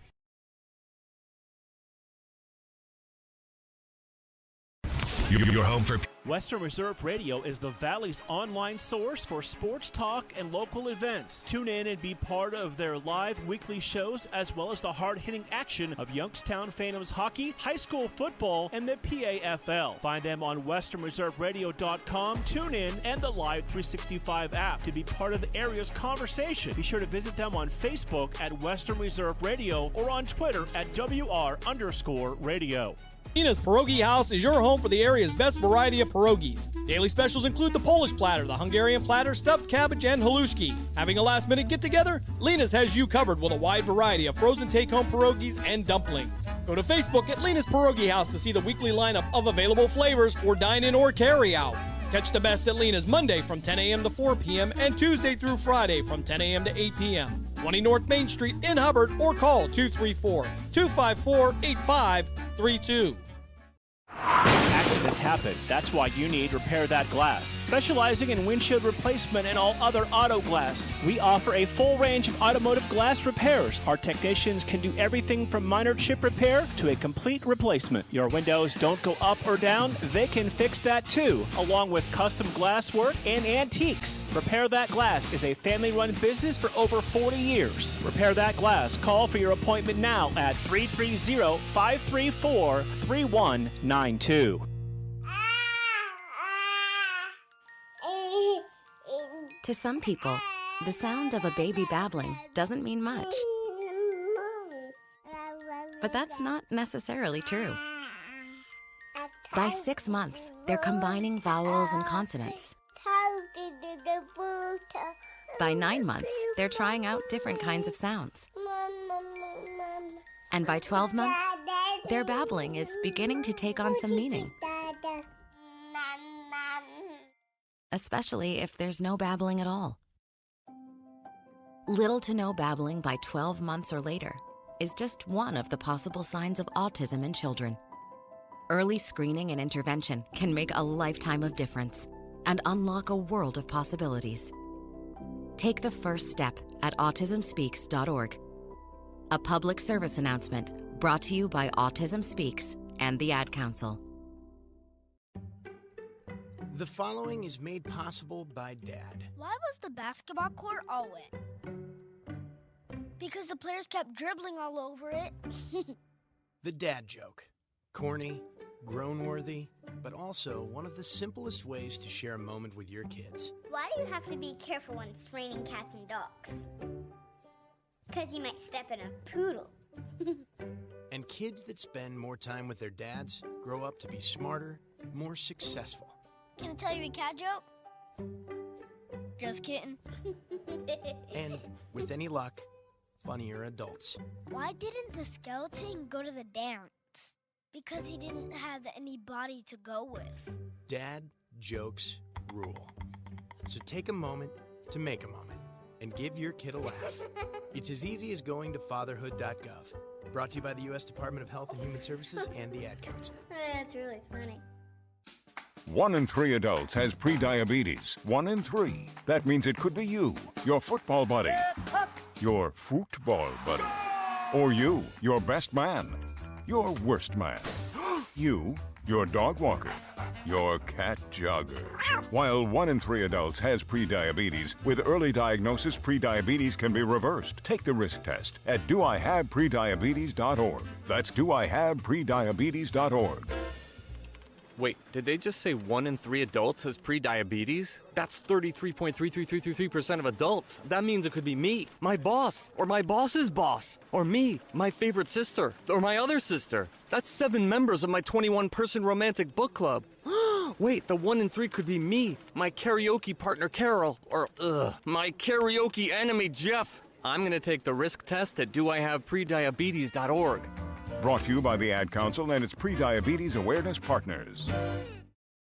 Tom has been a teacher for over 40 years. One day, I think one of the students had asked the question and he didn't remember the answer. And I also noticed that he was letting his class out earlier than they were supposed to let out. I was really starting to worry. Levi and I talked about how it would change our lives, but he was there beside me. When something feels different, it could be Alzheimer's. Now is the time to talk. Visit alz.org/ourstories to learn more. A message from the Alzheimer's Association and the Ad Council. Here's a fun fact for you. The average chameleon can point their eyes in 2 different directions. On the other hand, the average human can't. So unless you're a chameleon, there's absolutely no way you can focus on texting and driving at the same time. So don't do it, unless you're a chameleon. Visit StopTextsStopWrecks.org. A message brought to you by the National Highway Traffic Safety Administration, Project Yellow Light, and the Ad Council. Professional, fast, highly knowledgeable, easy to work with. These are real reviews by customers of Sandrock Concrete. For all your concrete block, brick, stone, stonework, and excavating needs, call Jerry Sandrock. For your free estimate at 330-506-0013. Sandrock Concrete is fully insured and ready to make your ideas a reality. Sandrock Concrete is a proud supporter and sponsor of Mahoning Valley High School football on Western Reserve Radio. And we're live here outside the Perez family home, just waiting for the... And there they go, almost on time this morning. Mom is coming out the front door strong with a double-arm kid carry. Looks like Dad has the bags. Daughter is bringing up the rear. Oh, but the diaper bag wasn't closed. Diapers and toys are everywhere. Ooh, but Mom has just nailed the perfect car seat buckle for the toddler. And now the eldest daughter, who looks to be about 9 or 10, has secured herself in the booster seat. Dad zips the bag closed, and they're off. But looks like Mom doesn't realize her coffee cup is still on the roof of the car. And there it goes. Oh, that's a shame. That mug was a fam favorite. Don't sweat the small stuff. Just nail the big stuff. Like making sure your kids are buckled correctly in the right seat for their age and size. Learn more at nhtsa.gov/the right seat. Visit nhtsa.gov/the right seat. Brought to you by NHTSA and the Ad Council. Look through your children's eyes to see the true magic of a forest. It's a storybook world for them. You look and see a tree. They see the wrinkled face of a wizard with arms outstretched to the sky. They see treasure in pebbles. They see a windy path that could lead to adventure. And they see you, their fearless guide through this fascinating world. Find a forest near you and start exploring at discovertheforest.org. Brought to you by the United States Forest Service and the Ad Council.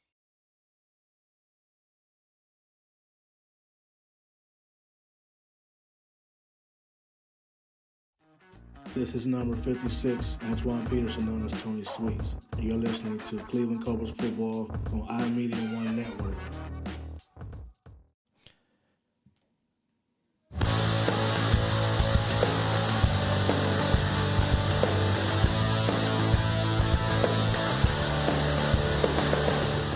Just a little over 8 minutes left here at the half. Rapids going to the locker room with a 7-0 lead as they would get a quarterback to receiver touchdown connection. There were just 2 seconds left before the end of the second quarter. It would give the Rapids a 7-0 lead. Again, other games from around the PAFL this week.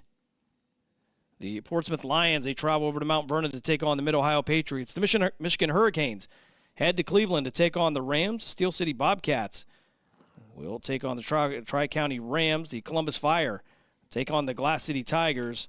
And the Ohio Broncos, they too will head over to the Keystone State to take on the Beaver County Arctic Bengals. Next week on the schedule, these very same Cuyahoga Falls Rapids will head down to West Virginia to take on the Leviathan. The Steel City Bobcats will head to Youngstown to take on the Patricians. Patricians back in action there. That game scheduled for a 4 o'clock, I believe a 4 o'clock kickoff there at Jackson Milton High School, just outside the city of Youngstown. The Glass City Tigers will take on the Michigan Hurricanes, and the Mid-Ohio Patriots will head over to take on the Ohio Broncos. The Broncos playing there in the Canton, Louisville area. And the Erie Express, they'll take on the Cleveland Rams. That should be a great game there. And the Tri-County Rams will stay in Pennsylvania as they take on the Beaver County Arctic Bengals. Just under 7 minutes left here in the half. Cobras get the ball to start the third quarter, but they'll be trailing by a score of 7-0. We'll step aside for our final timeout. We come back. Third quarter kickoff here From InfoCision Stadium on the campus of Akron University, you're listening to Cleveland Cobras football on Western Reserve Radio and the iMedia One Network. We're back right after this. Located in Applewood Estates in Boardman Township, the Applewood Swim and Tennis Club offers a pleasant family environment. Choose a membership that meets your needs and enjoy a relaxing venue that includes not only swimming for the family, but also youth activities such as competitive swimming, tennis, and more. Enjoy the friendly atmosphere all summer long with the staff and members of the Applewood Swim and Tennis Club. For more information, go to applewoodswimandtennis.com or call 330-953-2833. Timeout. All right. Remember, we're a team that plays together. Listen, the winning will take care of itself. We just have to get everyone involved. In interscholastic sports, we celebrate what makes every one of us unique. And in the pursuit of a common goal, everyone in the huddle, in the bleachers, and in the community comes together. This message presented by the OHSAA and the Ohio Interscholastic Athletic Administrators Association. Hey, Dad, your prescription will be ready in just a minute. Hey, Dad, your laundry will be ready in just a minute. Dad, your lunch will be ready in just a minute. Hey, honey, why don't you take a minute? When you help care for a loved one, you give them as much time as you can, making sure they're safe and comfortable. But it's just as important that you take some time for yourself. At AARP, we can help with information and useful tips on how you can maintain a healthy life balance, care for your own physical and mental well-being, and manage the challenges of caring for a loved one. Because the better care you take of yourself, the better care you can provide for your loved one. Thanks, Dad. Thank you. You're there for them. We're here for you. Find free care guides to support you and your loved one at aarp.org/caregiving. That's aarp.org/caregiving. A public service announcement brought to you by AARP and the Ad Council.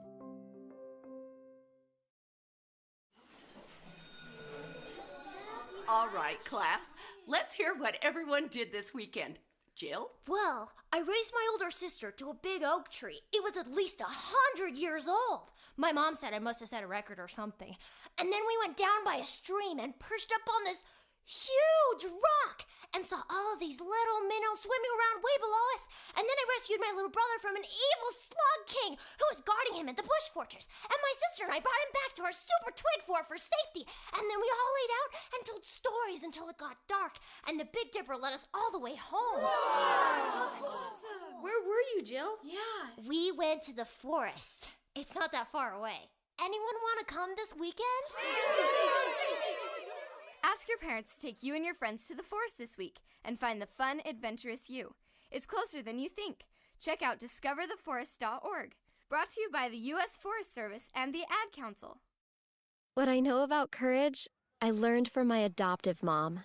She said sometimes you just gotta hold on and know we'll get through this. Mom, we are so high up. Hold my hand. No, you hold my hand. Here we go. Learn about adopting a teen from foster care. You can't imagine the reward. Visit adoptuskids.org to find out more. I learned patience from my adoptive dad. All he had to say was, "Hey, you got this. Just breathe." Hey, we're pretty good. Yeah. Might have to start a band. I got it. Learn about adopting a teen from foster care. You can't imagine the reward. Visit adoptuskids.org to find out more. This message is brought to you by Adopt US Kids, the U.S. Department of Health and Human Services, and the Ad Council.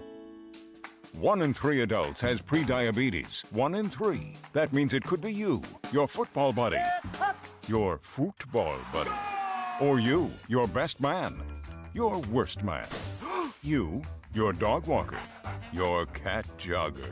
While 1 in 3 adults has prediabetes, with early diagnosis, prediabetes can be reversed. Take the risk test at doihaveprediabetes.org. That's doihaveprediabetes.org. Wait, did they just say 1 in 3 adults has prediabetes? That's 33.3333% of adults. That means it could be me, my boss, or my boss's boss, or me, my favorite sister, or my other sister. That's 7 members of my 21-person romantic book club. Wait, the 1 and 3 could be me, my karaoke partner Carol, or my karaoke enemy Jeff. I'm gonna take the risk test at doihaveprediabetes.org. Brought to you by the Ad Council and its pre-diabetes awareness partners.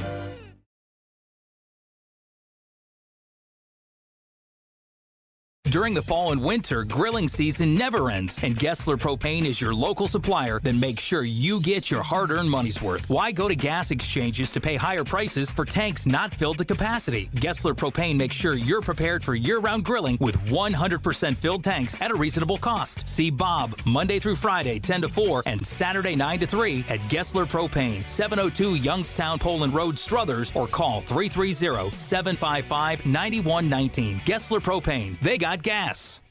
Someone's got to set the tone out there, boys. Someone's got to set it. The station that sets the tone for Youngstown Phantoms hockey is Western Reserve Radio. WRDB, The Scourge.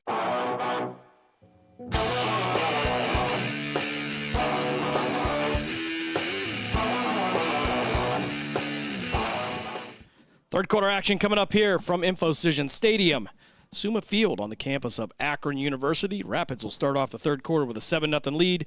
However, the Cobras will start off with the ball. They won the toss in the first half. They deferred, and coach for them, fortunately, they deferred, so they definitely need to get the ball back here, get something going here as they switch from quarterback C.J. Hale to T.J. Johnson. Yeah, that's going to happen occasionally. I mean, some players just don't come off and it clicks. So sometimes coming off the bench, that player's going to do a little bit better than them. And, it's time when you make a change. When you throw that many picks, you got to pull them sometimes. You got to believe in what your backups have. And, again, with Slap not out there, and they're so used to him for all the years that he has played for them, they got to weed these guys in. So it's going to be interesting second half of what they can do. Hold on to the football, both teams. Defensively, the Cobras have kept themselves in this game, trying to help that offense out after several turnovers. So for Cleveland, you got to be happy with the defensive performance, even despite being down 7-0. Yeah, and I think they are. I wish I would have I had a screen and a replay to see what that touchdown was, because it looked like, to me, it might have been incomplete. But again, I'm 700 feet in the air, and I'm looking at people that look like midgets out there. So it's hard to make a call, and numbers are just ridiculous. So we just got to do the best we can. Bobby Rhodes Jr. coming on to kick this one off here for the third quarter. Jim Craven with you, along with the coach Bob Gessler, Matt Craven up here high atop InfoCision Stadium. And when I say high, yes. But we are up against the glass, if that is any consolation. And we are underway here. Ball going to fall at the 18-yard line. It's loose. Picked up at the 20. And they're going to go get some blocking to the far side. They'll bring it up the far hash out to the 33-yard line. And that's where Cleveland will take over 1st and 10 for the third quarter. And, Coach, if I'm Cleveland, I want to come out, put something together, maybe a long drive, try to find some little successes here, maybe, and try to tie this one up. You're only down 7-0. Absolutely, I agree with you. Let's not get greedy. Let's sustain drives. Let's do what we have to do and get it done. So 1st and 10, we'll see. I believe they're going to mark the ball at the 33. As Cleveland will get the ball to get this third quarter started. Week 3 of the PAFL season. Cleveland 0-2, looking for their first win on the season. The Rapids 2-0. They get to win over the Cobras in Week 1. Then head down to Youngstown and in a comeback effort, knock off the Youngstown Patricians. The Patricians now 1-1. They are on a bye week. I don't know if I always like bye weeks. It always seems to throw the timing off a lot, I think. That's what I say. Keep us going. Every team with a bye in the college playoffs. Yes, I agree. I hate it. Just keep it going. That week off that makes no sense. T.J. Johnson, one running back to his right. And we're going to have a flag already here as we're going to have delay a game against Cleveland. So it'll be 1st and 15 for Cleveland with 14:45 left here third quarter. That's not the way you wanted to start. Well, and quite honestly, Coach, I don't know if you guys carry a play sheet for a 1st and 15 situation. Well, you hope that you're never in that situation. Well, yeah, sometimes you have plays broke down, and I did have for that, but that's no excuse coming out here doing that. There's no excuse. At least script the first 5 plays. Bunch right formation, 3 receivers to the right, single receiver to the far side. Johnson in the shotgun, 1 running back to his right, 1st and 15 from the 28-yard line. Johnson making some adjustments as the clock will begin on the snap. Johnson now with the ball. Quick pass out to the far side. He's going to overthrow his receiver. Intended for Matt Wise. 2nd and 15 now for Cleveland. Just too much on that one. And it was an incomplete pass, but the cap says run the clock. Yeah, and that will run till the 4-minute mark. Let's see it. And it's a hybrid combination of college and pro rules. So we know in the NFL that would have continued to run up until about the 4-minute mark. That's when the ball would start or clock would stop on the incomplete passes. But sometimes we get a little confused up here. I guess. Johnson now in a shotgun. No, back same formation. 3 receivers to his right. Single receiver to the far side. Johnson calling his own number. Taking it upfield. Trying to find some room to work. And he'll get down to the 29, maybe the 30. Nope, the officials will take 1 step back.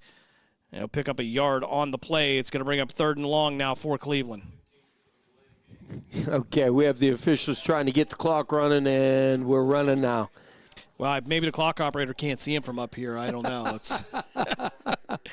Said if the Goodyear blimp came by, we might be able to hitch a ride. Here we go. But a beautiful facility nonetheless. Oh, this is gorgeous. You can see a lot of InfoCision Stadium, I believe, on the MAC games there on the other 4-letter network on Wednesday nights. Yeah, I have to continue to watch them. I said earlier that Ben Roethlisberger, when he was with Miami, I watched it all the time. Great player. Johnson in the shotgun. He'll plant his feet.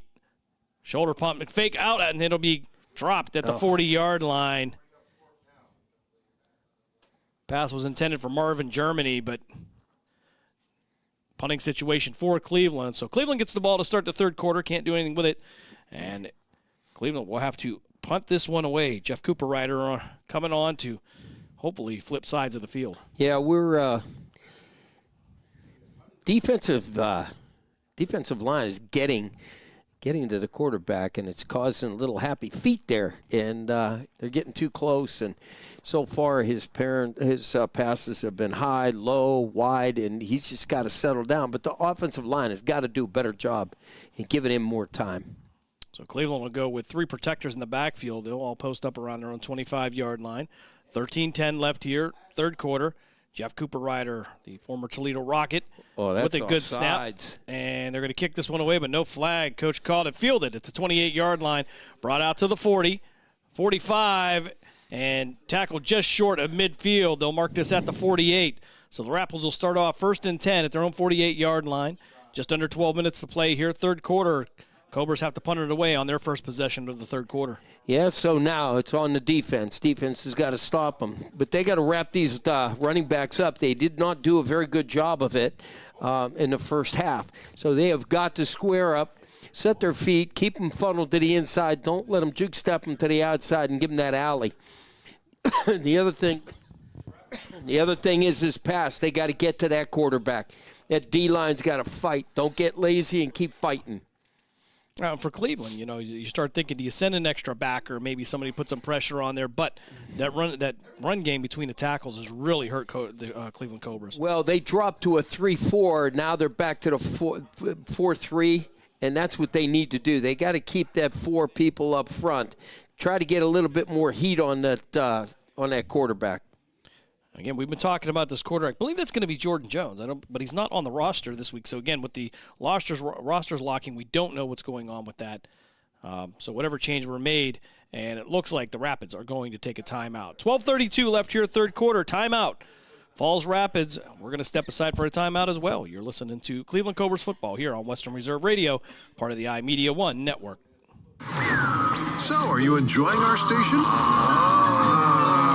Well, now you can take us along on your mobile device wherever you go. Wow! The free Live 365 app is available for both Apple and Android devices. That sounds like fun. I'll give it a try. Just go to the Apple app or Google Play Store and download it today.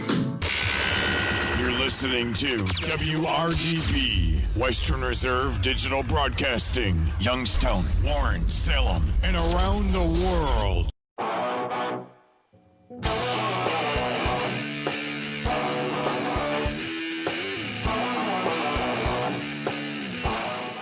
.12:22 left here, third quarter. Rapids take a timeout. They'll have the ball 1st and 10 at their own 48-yard line. Rapids with a 7-0 lead. That coming by way of a touchdown pass just at the end of the half. 2 seconds left. As they'll go twin receivers to the near side, single receiver up top. They'll send a single receiver in motion, Emma Calhoun. He'll come around in a high motion. It'll be a backward pass to Calhoun. He'll move upfield past the midfield stripe. He'll jump one and brought down at the 39-yard line. First down for the Rapids in Cobra territory. The wide receiver did an outstanding job by blocking the corner off of the Cobras, but that corner has got to fight that off, and he's got to funnel him more inside, and then the backers got hung up inside, and they've got to recognize that. So if you're going to get that fly motion, they got to widen a little bit. Again, not opening up that middle, but you've got to be aware of that and get downhill quick. Twin receivers to the near side. 1st and 10. They'll actually mark it at the 40. And I believe the Rapids, are they taking it? See Adam Rogerson on the Cleveland sideline talking to the head linesman. Clock is stopped. I don't see any flags on the field. And even the referee looks a little bit perplexed. He might have been questioning the play before that. Not sure, Jim. All right, so back to action here. So hand this one off straight up the middle, pressure up there, and bouncing it back out to the near side. He'll get out to the 40, and he'll be wrapped up near the 38-yard line. So what should have been a play for a loss, the Rapids turn into a positive play, and they'll mark it. Well, see, they're going to put it right around the 39, so.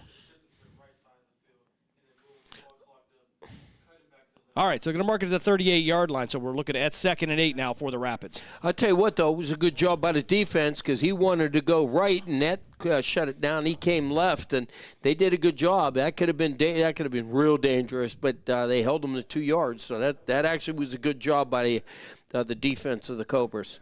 So 3 receivers now to the right for the Rapids. Pistol formation. Calhoun will be the single receiver to the near side. Rapids moving right to left on your devices. 7-man in motion from right to left.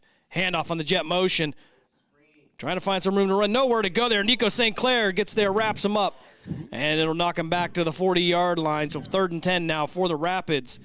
And just a little bit of hesitation there. Cleveland cut off the route there to get to the outside. Well, the other thing too, Jim, is the corner fought off his block, kept him to the inside, and that's what they're looking for. They want to get that block by that wide receiver to get that corner inside so he can get around him, and he fought through that and was able to use the boundary as a blocker and keep him to the inside. That was a great job by the corner. So 3rd and 10. Cleveland has struggled on 3rd down today. 9:48 left here, 3rd quarter. Rapids looking to convert to keep this drive going. 3 receivers to the far side. Pistol formation, 3-step drop, looking downfield. Moving his feet, rolling out to the far side, and brought down at the 35-yard line. And Robert Littlejohn coming up with the sack, and finally the Cleveland defense gets a big play there. They'll mark it to 35. 4th down and 15 now for the Rapids. That's what they needed to do. Outside did a great job. They didn't. Outside did a great job. So the other thing is Little John looked like he mirrored. As soon as he saw that quarterback, he was mirroring that quarterback and then did a great job going after the ball carrier. Again, keeping him to the inside, and his buddies, if he'd have cut back, was there, but Little John was able to take him down. That's a great job. Cleveland looking for a good return here. 8:52 left here, 3rd quarter. As the Rapids will run on 2, maybe 3 additional players. Bobby Rhodes Jr. to punt this one away. He's been an asset for the Falls Rapids. Vincent Taylor back to return. He'll post up right around his own goal line. No, they gotta be careful. If they're coming, be careful. Under pressure, trying to throw it down. Rhodes going to be knocked down. It's going to be first down for Cleveland, right around the 31-yard line. Ball came loose, but it's going to be irrelevant who got it because it's going to be a turnover on downs. Cleveland will get their best field position of the day, coming on a bad punt. And what's been a strong aspect of the game for the Rapids turns into disaster here, but Cleveland will have the ball 1st and 10, and I believe they're going to mark this right at the 30. Well, they lined up three on the outside up on top, and they were able to come after him. He could have maybe got that off, but then he thought second of it and then was able to he tried to do something with it, but it wasn't good. And they ended up running him down, and good field position for the Cobras. Well, now we have Dave Slap Thompson at quarterback for Cleveland. They'll go twin receivers to the far side, bunch to the right. He'll plant his feet, fire down the sideline, and he's going to overthrow it. Pass was intended for Matt Wise. And I'm trying to trying to get the number of the defensive back. Again, we got these horrible numbers for the Rapids as Matt Wise is still down. Maybe got a little shaken up there. So I believe that's going to be a 13. Darwin Filey on the defense for the Rapids, but Matt Wise down in the end zone, and he's getting up on his own, not much to limp with, so maybe a cramp. Yeah, I'm thinking a cramp, boy, but he laid out for that. Gosh, I want to tell you something. Fingertips. He may have got his fingertips on. Slap did a good job. It was right there. Just that half a yard. First pass of the day for Dave Thompson, who's stepping in for T.J. Johnson, third quarterback of the day for Cleveland. Trying to find the answers here as the clock stops at 7:49 of the third quarter. Rapids with a 7-0 lead. So Thompson and the gun. Twin receivers to his left. They'll go wing to his right. That'll be Devin Tufts. Thompson waiting for the snap. Clock stop with 7:49. Looking out to his left. Fires over the shoulder. And it's going to be incomplete. And I believe that's going to be intended for Reggie Ross. Reggie Ross, the running back out of Minnesota North, out of Ely, Minnesota, Coach. Wow. So the winters here in Ohio, probably not that bad. No, at all. I'll tell you what, you can see that Slap's a little off. He hasn't played for a little bit. So I think if he finds his groove, he can be problems. So they can't waste this. This is 2-down territory for them. Abe Taylor at the tight end position on the right for some extra protection. Thompson in the shotgun. Twin receivers to his left. Have to keep an eye on Taylor on that right side. They'll have a wing to the left as well. Low snap, picked up by the running back. To the outside, past the 30. Stiff arm, and he'll be knocked out near the 25-yard line. Gets a little extra shove, but no flag on the play. Probably could have gone either way on that. But we have two 13s left listed here. One's Reggie Ross, one is Tay Swain. So I don't know which one that is. However, Reggie Ross is listed as a running back. Tay Swain is a defensive back. So nonetheless, fourth down now. Ball marked at the 25-yard line. Have to get to the 20 for a first down. Yeah, I don't think they got to go. And I understand the 3 now. They got to keep an eye on that play clock. So the play clock's actually up on the scoreboard. If you're going left to right, you're able to watch it. Right to left, there is no play clock down there. Oh, excuse me, on the right there is. That on the locker room. Got to keep an eye on this. Really no excuse to have delay of games when you've got the clock right there. Right in front of you. So Thompson in the shotgun. Twin receivers to the right. Twin receivers to the left. He'll take his time. Nope. And he's going to get a delay. And no. And they're being very lenient with the play clock here. As Thompson now in an empty backfield. Back to pass, looking out to his right, fires, and almost intercepted at the 18-yard line. And that's going to be a turnover. It'll be 1st and 10 for the Rapids. That was a great job by the linebacker. I'll tell you what, he had his head on a swivel. He recognized the slant and jumped it and knocked it down. I'll tell you what, Great job by that young man. Najee Newell. Well, 88's listed as Najee Newell. I don't know if he looks like a defensive back, but again, this has been a rough go on this roster. Yeah, it's just the roster, the numbers. It's been a little rough for. It's been a challenge. Let's put it politely. It has been a challenge. But you know what? Western Reserve, we've always had a challenge, and we seem to come through. Whether it was on a football field. We don't have a choice. Yeah. So 1st and 10 for the Rapids at their own 25-yard line. 5:40 left here, third quarter. Rapids with a 7-0 lead here at InfoCision Stadium in Akron. Week 3 of the PAFL. Twin receivers to the near side, single receiver to the far side, of a wing to the right as well. Send a man in motion from left to right. Option to the left side, pitched out. And it's going to be a pickup, and it to the 40, midfield, one man to beat.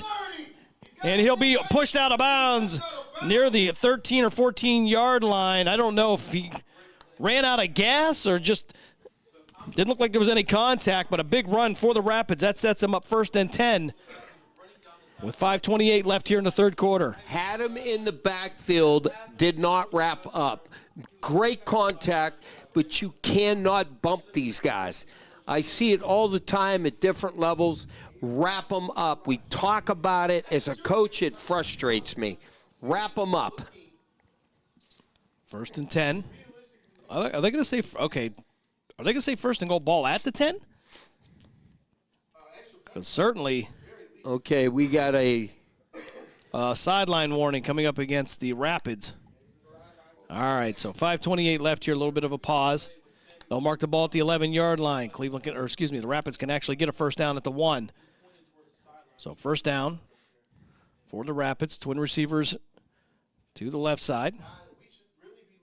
2 receivers to the right. And the official will start this clock. Maybe. All right. So first and at the Cobra 11-yard line, handoff to Calhoun. He's going to cut to the inside, and he'll get into the end zone on an 11-yard touchdown run. The Rapids take a 13-0 lead with 5:15 left here in the third quarter. Again, I speak the truth. Hit them at the line of scrimmage, but you can't just bump these guys. These guys are strong runners. They get great momentum. You have got to get them bear claws around and hang on. Grab some, as we used to call it, grab the cloth behind them and bring them down. It's just poor tackling by Cobras, and that's what's hurting them today. Other than that, I mean, interceptions, mistakes, there's a lot to look at. So Bobby Rhodes on for the extra point. Rapids will run a player on at the last second. 5:15 left here, third quarter. Rapids with a 13-0 lead. Snap is back, kick is up, and it is no good. Wow. 5:15 left here, third quarter. Rapids extend their lead to 13-0 over the Cleveland Cobras. We'll step aside for a timeout. You are listening to Cleveland Cobras football here on Western Reserve Radio, part of the iMedia One Network. We're back on the other side. Timeout. All right. Remember, we're a team that plays together. Listen, the winning will take care of itself. We just have to get everyone involved. In interscholastic sports, we celebrate what makes every one of us unique. And in the pursuit of a common goal, everyone in the huddle, in the bleachers, and in the community comes together. This message presented by the OHSAA and the Ohio Interscholastic Athletic Administrators Association. Your home for PAFL football is the iMedia One Network. Western Reserve Radio, Western Reserve Radio 2, and City View Sportscast, Youngstown, Ohio.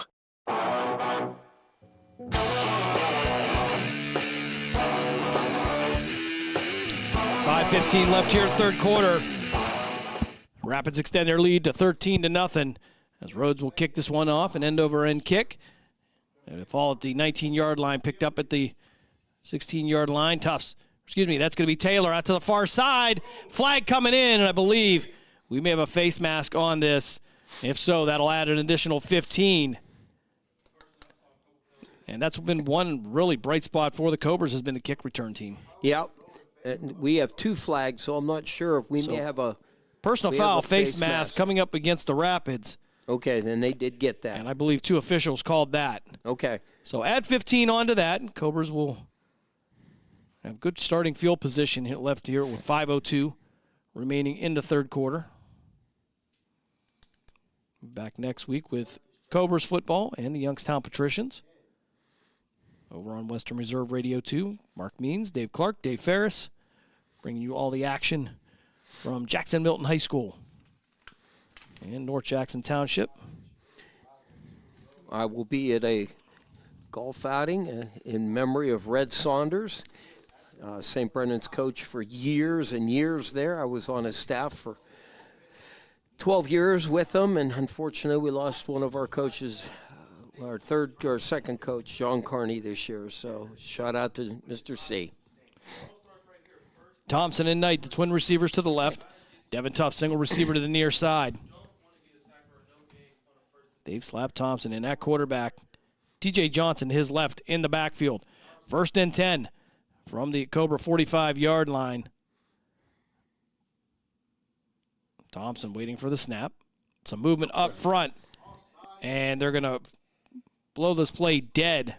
In some situations, they seem to have let that play go, but they're going to stop that. What do we got?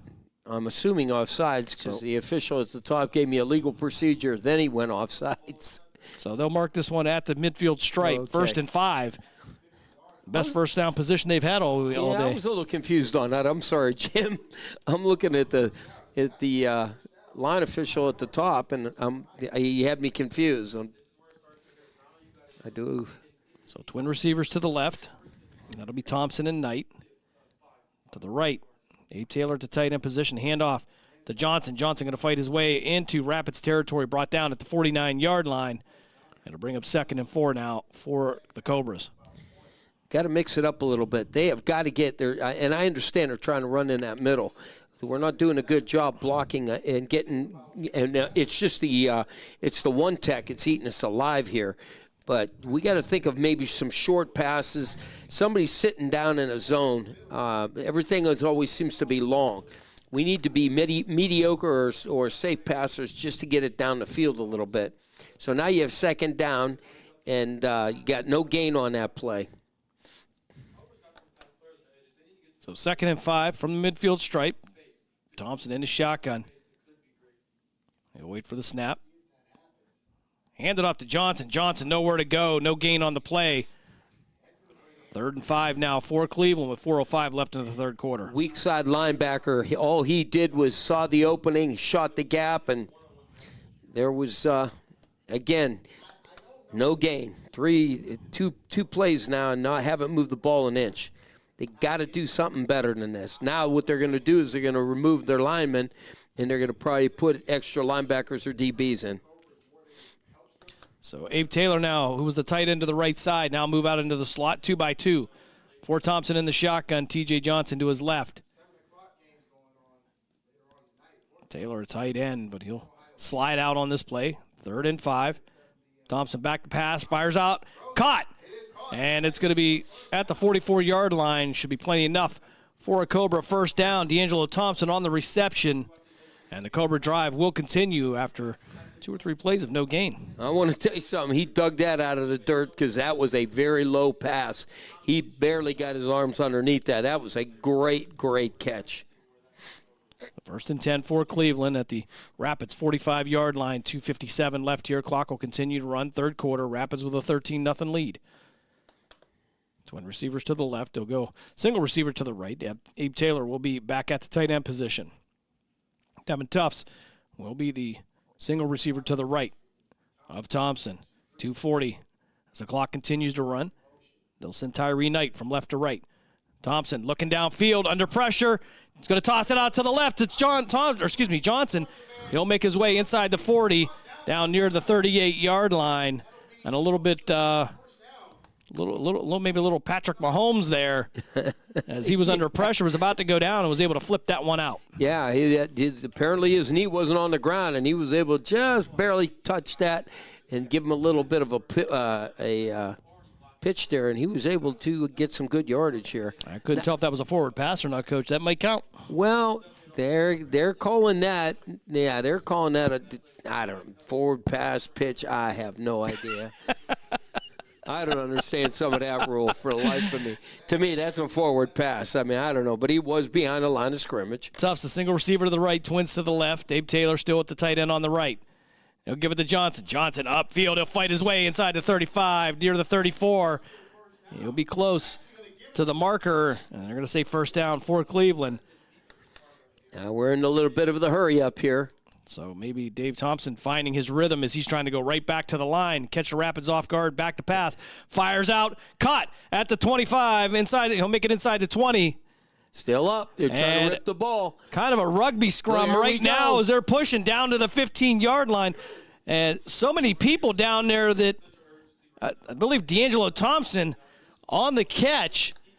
But interestingly enough, it's going to be Dre Carr running downfield, the offensive lineman coming in to move the pile. Yeah, tush push. That was, they thought that they were going to get that eliminated from the rules, but it looks like the NFL says, no, we're going to be able to do it. Now, Dave Thompson coming in there, maybe finding his rhythm here a little bit as the Cleveland offense has their best drive of the day so far going. He'll be in the shotgun.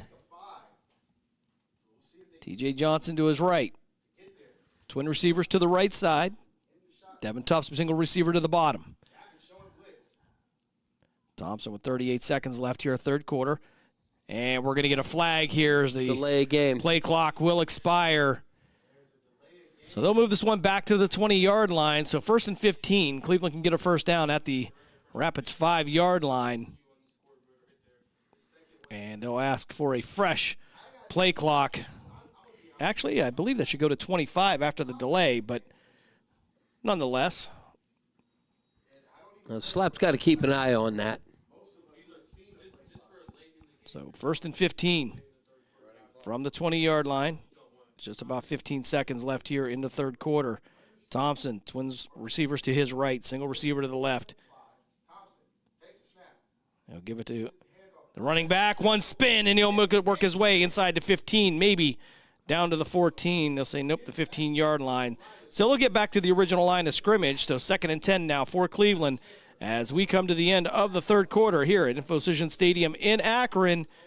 The Falls Rapids, they have a 13-0 lead over the Cleveland Cobras. The Cobras threatening, though. We're going to step aside for a timeout. You're listening to the PAFL Football here on Western Reserve Radio, part of the iMedia One network. Catch all of the spring and summer action of Cleveland Cobras minor league football on Western Reserve Radio. Follow the Cobras as they compete against teams from around the region in pursuit of a Tri-Point Football League championship. And if you're looking to continue your football career after high school, college, or even the pros, or to be part of the Cobras staff, go to clevelandcobrasfootball.com, Facebook at Cleveland Cobras Football, or contact owner Jesse Caldwell at 330-416-3442. Be a part of the excitement of Cleveland Cobras football. Someone's got to set the tone out there, boys. Someone's got to set it. The station that sets the tone for Youngstown Phantoms hockey is Western Reserve Radio. WRDB, The Scourge.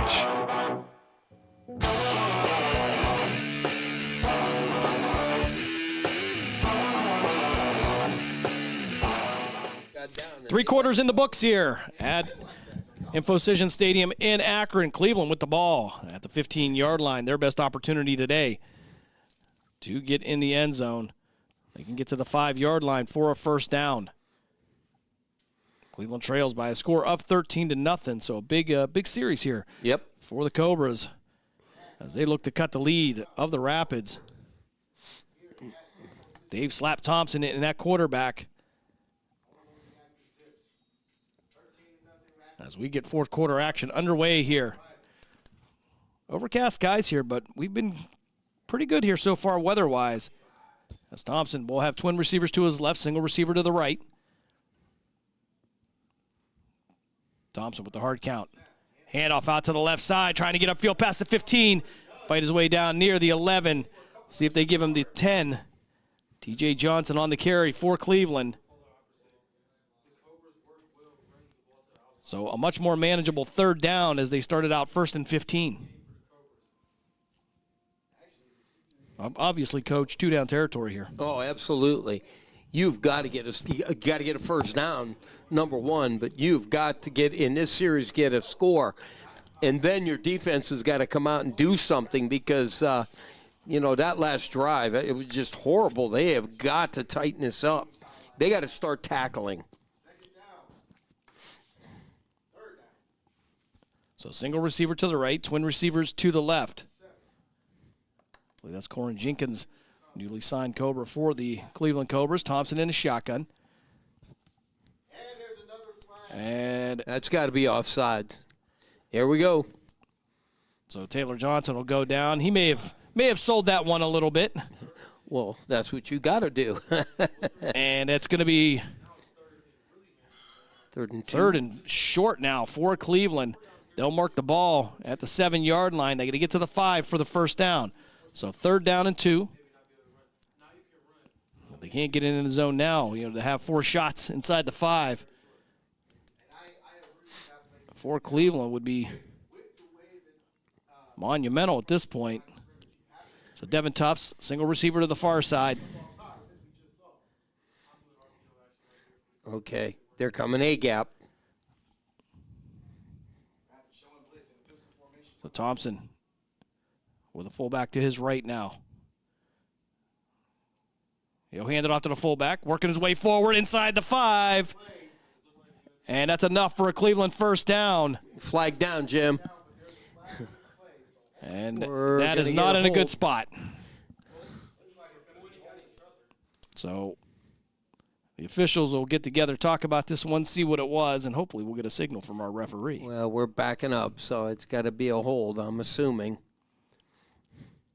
As the down marker. Here we go. We'll go that way. There's your 10-yard mark off. Holding.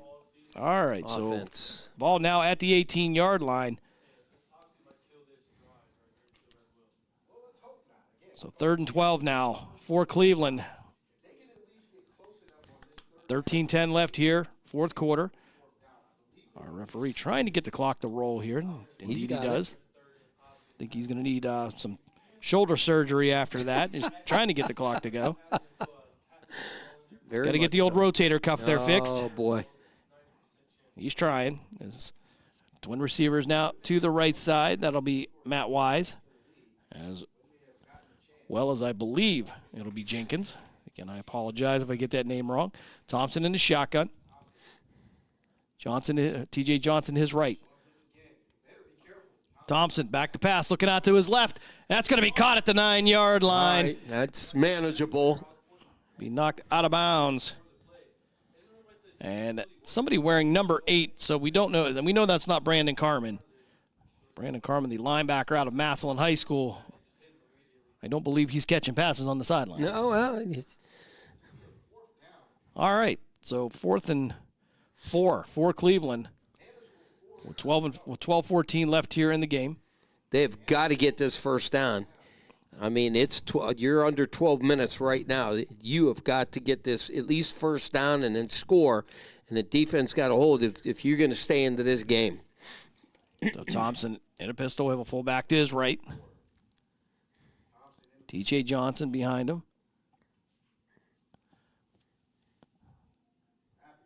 Slap Thompson waiting for the snap. And we get a flag here. And another penalty against Cleveland. They'll mark the ball now at the 14-yard line. Okay, they're waving it off. I don't know what. So he changed his mind. All right, so our head linesman says disregard. So now Cleveland will have to go back to the huddle, change the play. Okay, disregard. It never happened. So some different names in here for Cleveland and with some updated roster issues. We'll try to get that squared away in the next week.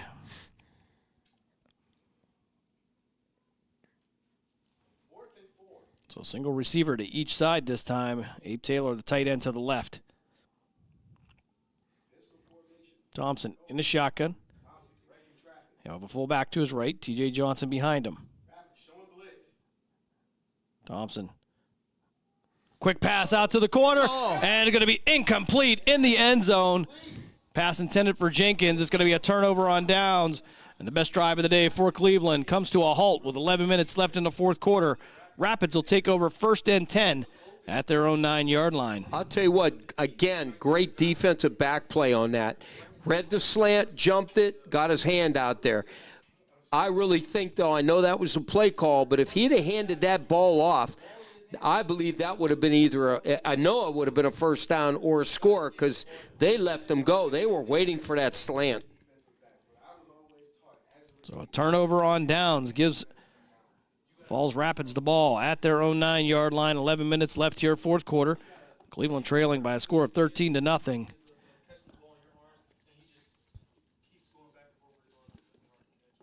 As they go single receiver up high, twin receivers to the right for the Rapids.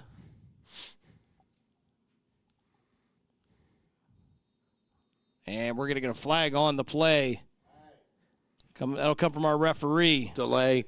So another delay of game coming up against the Falls Rapids. And interestingly enough, Coach, you've got play clocks on each side of the field here. And if this was going to be the 1 week that they have them. And that's exactly what the head cap is saying. Everybody turned around like, what? And then he's pointing exactly to the scoreboard. You have the big one on the behind him, and you got over the locker room, and you got the one on the scoreboard. Can never understand that. So back to the same formation. Single receiver up high, up a wing to the left. Twin receivers to the near side. Hand off for the Rapids. They'll break it past the 10, out to the 15, 20, and knocked out of bounds near the 25-yard line. First down for the Rapids. And that'll get them away from the shadow of their own end zone. I'll tell you what, they got outside on that one. There was nobody to the outside, and he was able to turn the corner. So they'll mark the ball right at the 25-yard line. Clock continues to run. 10-11 left here, fourth quarter. Twin receivers to the near side. They'll go back to the single receiver up high. Actually going to have a tight end to the left as well.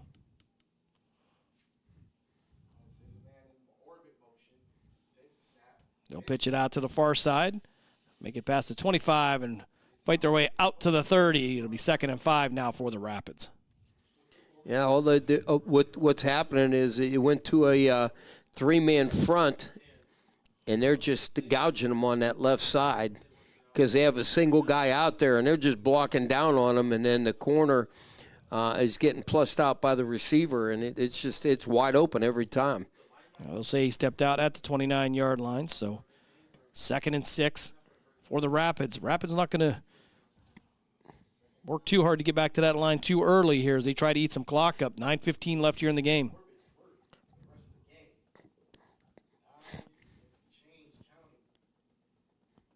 Single receiver up high again. Twin receivers to the near side.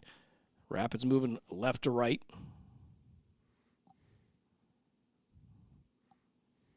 They'll send that man in high motion from left to right. Pitch it out. Looking for some room to the inside. He's going to be brought down. Well read by Durante Nalling. Yeah, that was a good job. I mean, he read it.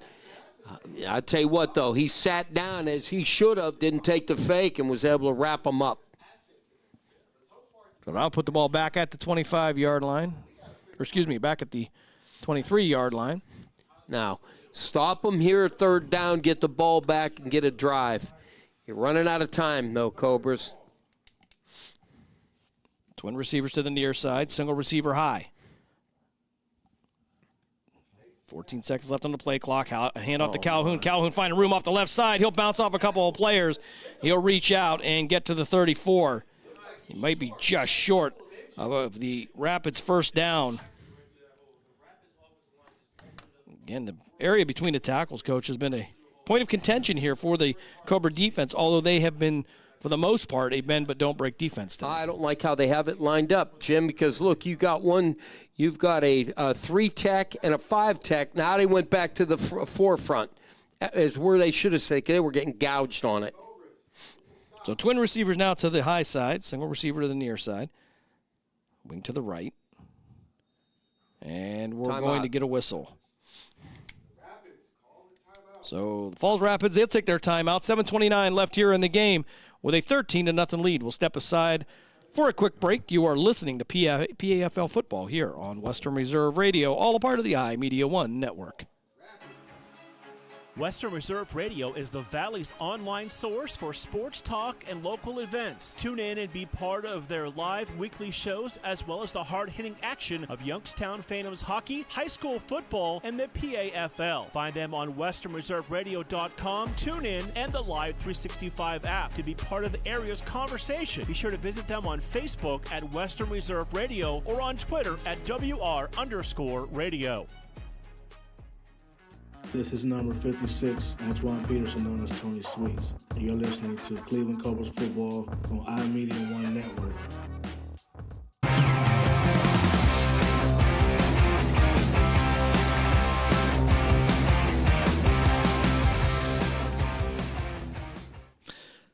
.7:29 left here in the game.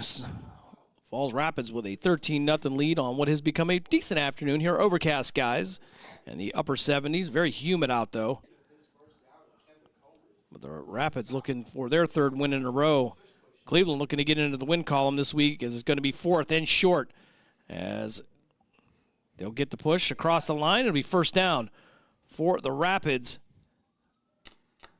Clock will stop just for a moment to set the markers, and then the referee says, nope, we'll keep it going. We're going to spin it. So 7.5 minutes left for the Cobras to put something together here, but they got to get the ball back. Yeah, it's clock is running, but they got to get a stop here. That's the other thing that they have to do. They have got to get a stop, and they haven't had one yet. So twin receivers again to the top, single receiver to the near side. First and 10 at the Rapids 37.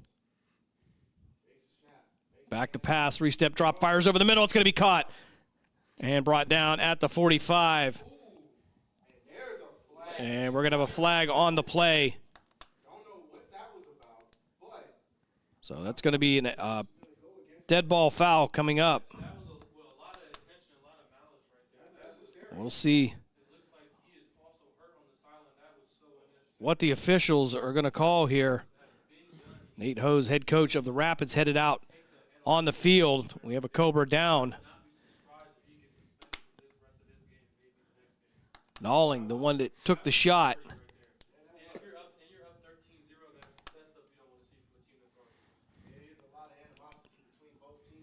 High atop the press box here at InfoCision Stadium. We'll look to our left. It's the Lewis and Frida Style Athletics Fieldhouse. Beautiful facility over there. As we're going to have the personal foul coming up against the Rapids. They're going to push that back 15. With 6:52 left here in the game. No reason for that. There is just none.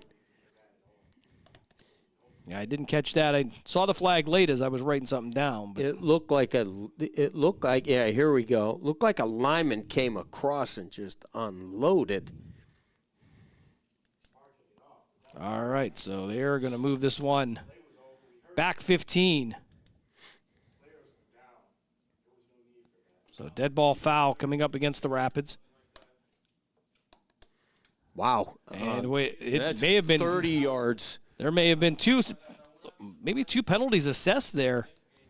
That's 30 yards there. So we saw the one. Looked like, I don't know what it looked like he was showing he was kicking. I don't know what that was. But they're going to mark the ball at the Rapids 15-yard line. And the Rapids would have to get to their own 47 for a first down. 6:52 left here in the fourth quarter. And if Cleveland can work defensively, make something happen, there's an opportunity here for them. And I'm sure the officials are saying, just cool your heels. So second down now from the 15-yard line.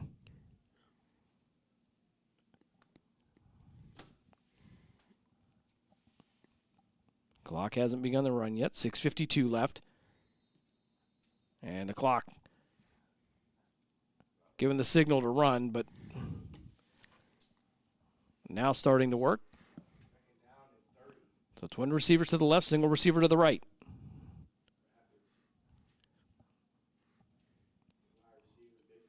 Back to pass, shoulder fake out to the right side. Looking for a receiver, and it's going to be incomplete. Anthony Hollenshed falling down on the pattern. believe it's going to be Kev Fortson on the coverage for Cleveland. And he had good coverage. It was there. It was, they were battling a little bit, but it slowed the play down. I mean, he threw it out there.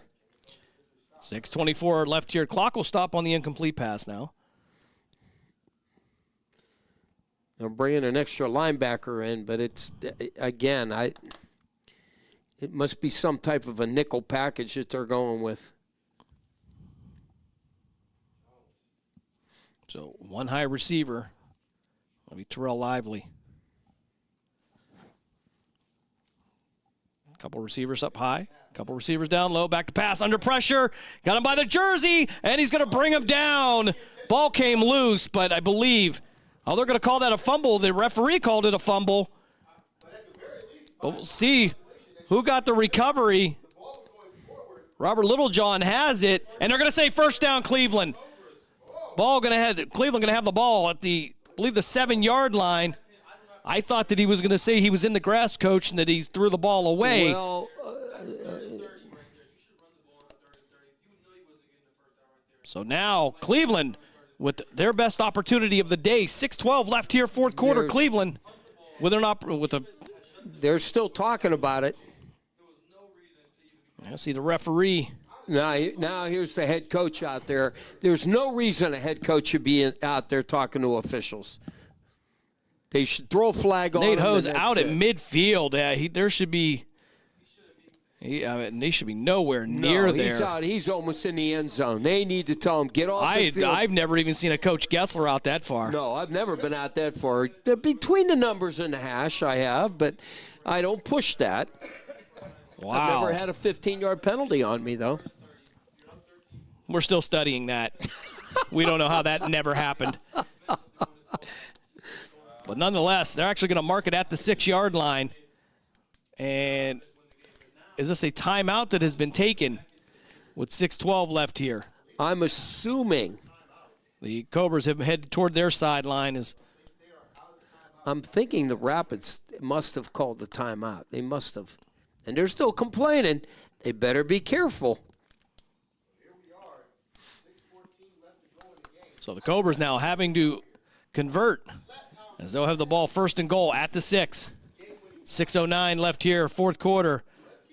Cobras finally get pressure on the Rapids quarterback, causes a turnover after a couple of personal foul penalties, sets the Rapids all the way back.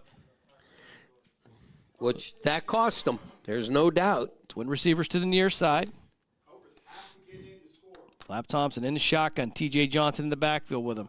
Tufts and Wise, the twin receivers to his left. They'll give it to T.J. Johnson. He'll fight forward, and he'll fall forward for a couple of yards. Brought down by Mike Marshall, and that's a very large man right there. Mike Marshall clogging up that front 5 of the Cleveland Cobras. He is very distinct on that defensive line. He's, as we used to call it, that's a big boy there. So twin receivers again to the left.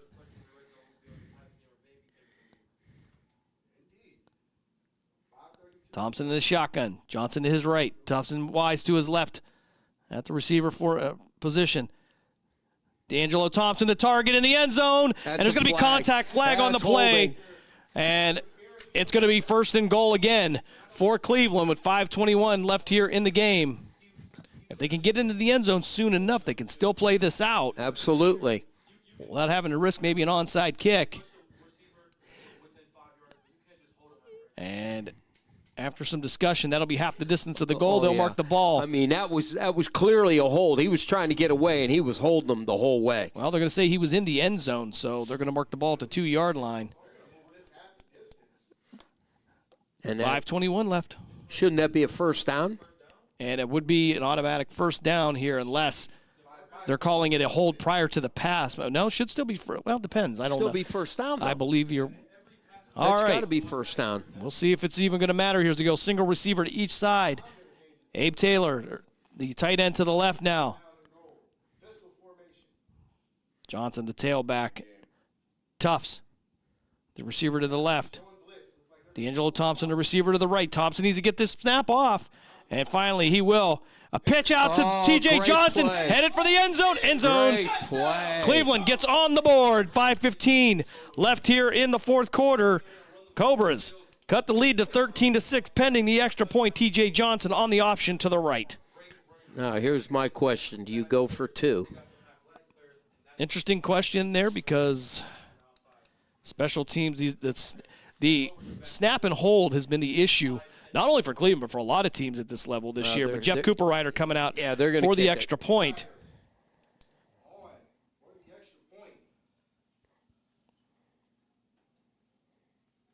So 2-yard run by T.J. Johnson cuts the lead of the Rapids to 13-6.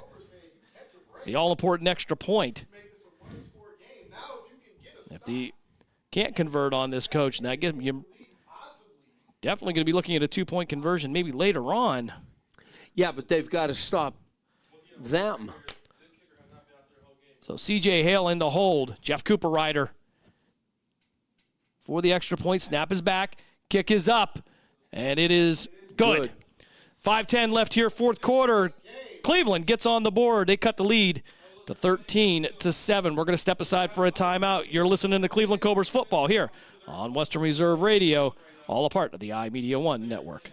Catch all of the spring and summer action of Cleveland Cobras minor league football on Western Reserve Radio. Follow the Cobras as they compete against teams from around the region in pursuit of a Tri-Point Football League championship. And if you're looking to continue your football career after high school, college, or even the pros, or to be part of the Cobras staff, go to clevelandcobrasfootball.com, Facebook at Cleveland Cobras Football, or contact owner Jesse Caldwell at 330-416-3442. Be a part of the excitement of Cleveland Cobras football. So, are you enjoying our station?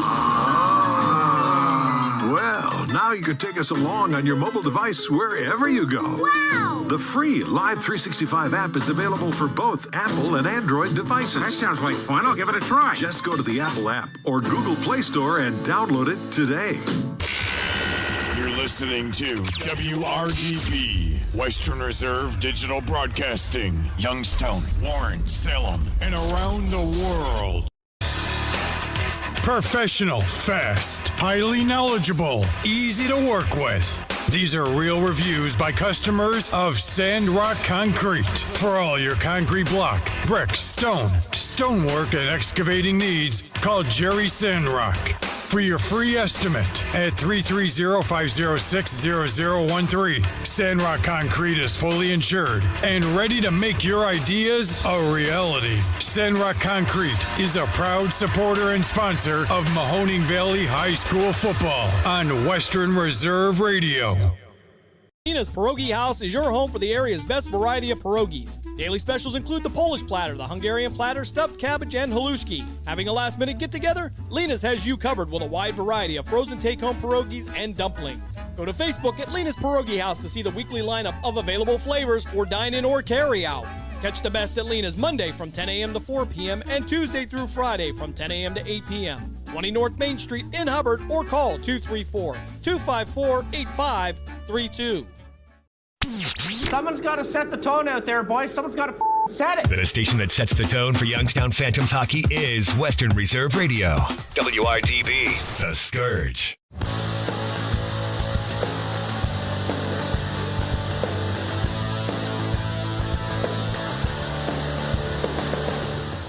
.5:10 left here, fourth quarter. Cleveland gets into the end zone. They cut the Rapids leads to 13-7. However, after some bodies come together, some discussion is had. There's a couple of additional flags on the play. They're going to be dead ball fouls. Or the officiating crew chatting about who's going to go where. As head coach Adam Rogerson out there trying to get an explanation. Well, here comes both coaches, so I think this is going to be a warning. Something breaks out, game will be over. Nate Hose coming out with head coach Adam Rogerson for the Cobras. And I'm sure they'll get a good talking to, coaches. We'll see how the penalties are going to be enforced, if at all.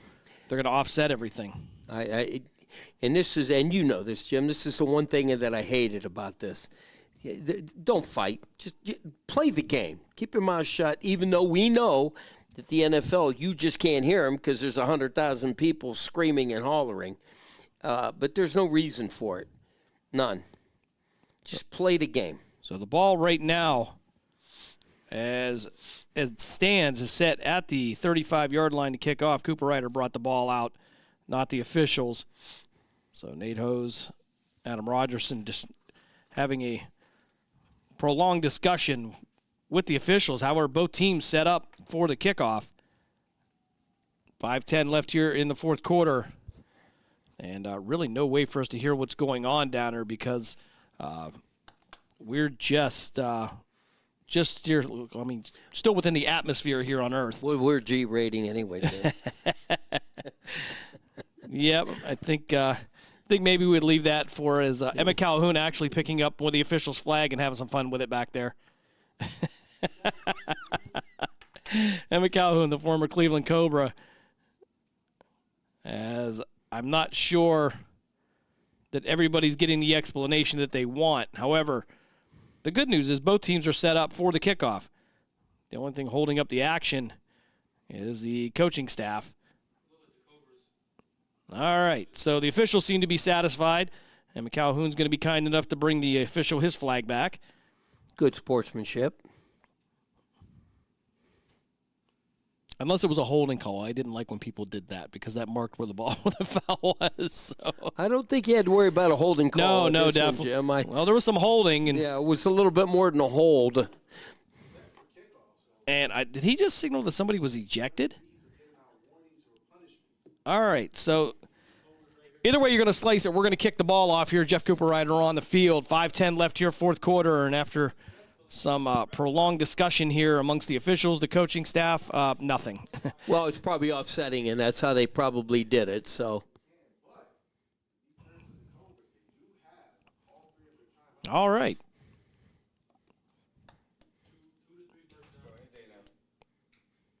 So after a delay here, both teams ready to go here. Onside kick, ball loose. I don't know if it went to 10 yards. Didn't go 10 yards. So they're going to move this one back 5. We'll see if Rapids want to do this one again. I don't know, Coach. With just as the clock will continue to run, I don't know if I would if I would have done an onside kick this early in the game. Well, now it's kick it away because they're putting the All-State team in, and we know what that is. So all hands team. Yep, they're the receivers, running backs. Some of the Hogs are coming out. Clock stop with 4:56. Oh, they're going to take the result of the play. So the Rapids. And there you go. We're going to have the ball in Cobras territory. And again, a little bit questionable that we would do this with 5 minutes left in the game. A lot of time left. Yeah. Now the Cleveland Cobra defense going to have to get the ball back in some fashion. It is a penalty. That's if it's an illegal touch, it's a penalty. Well, and the question is it declined? So are they going to take the result of the play? Right. I would say he's taking the result of the play. And we have a flag on the play as I believe they're not happy with the Jamar Fleming on the field. And I believe he just gave the signal to eject Jamar Fleming.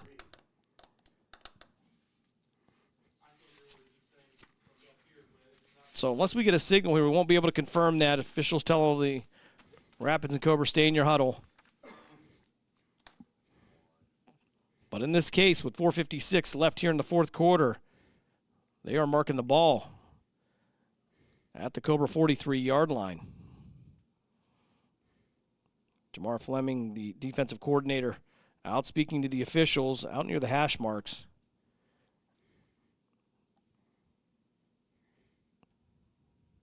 And we'll wait for a result here.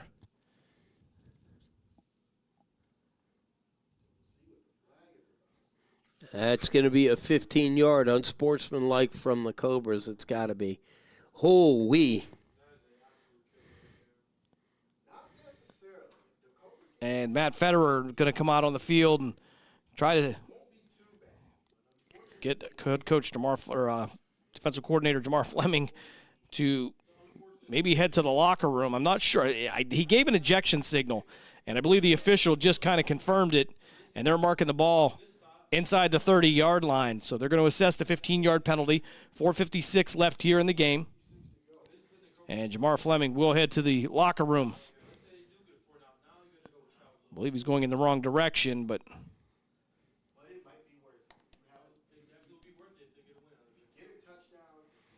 so another flag coming out here is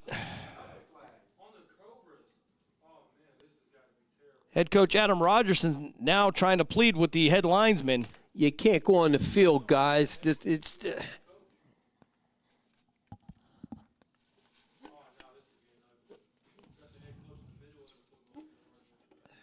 So a lot of questions here, and I wish I could describe what was going on, but. And you have Jesse Caldwell going to the head cap. Coaches should not be on the field like this. Coaches should not be on the field like this. It's just I don't understand what's going on. Oh, just under 5 minutes to play here. And what should be a great ending, however, it's being delayed by some disagreement, as we will label it. I want to thank Ken and Andrew Straub for helping us out here as we made our way up to this very nice press box.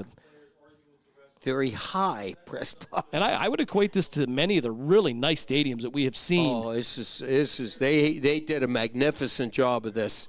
I don't know what it holds, but 2-tier, high up, close to the field, get a good view. Now we are in the main press area here. Several rooms going down as far for TV production and I feel radio. Important. And I'll tell you, it's one of the nicer places we have been able to work at. And, of course, that includes places like Tom Benson Stadium, we were there Hall of for Fame Stadium. Playoff games, absolutely.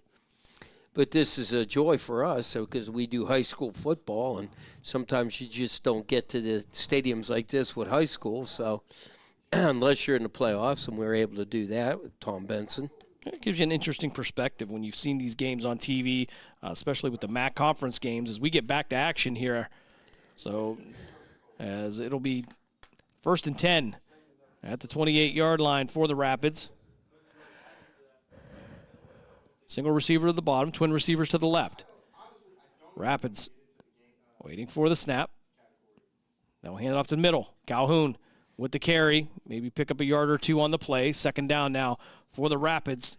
Clock never started to run here as the official now, who is trying to work out that rotator cuff surgery schedule coming up, cannot get the clock rolling. They need to spin the clock. Well, for Cleveland, this is going to be an advantage because it hasn't started. But nonetheless, twin receivers to the left. There it goes. They'll have single receiver to the bottom.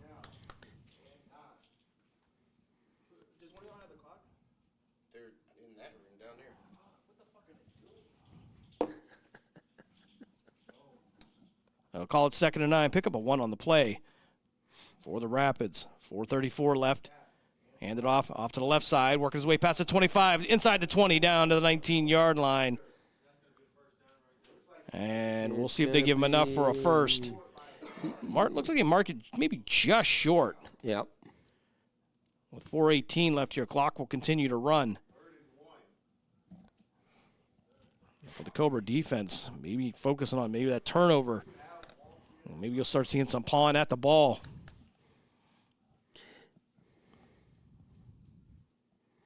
That, and they need to load the box a little bit. Again, I don't like this defense.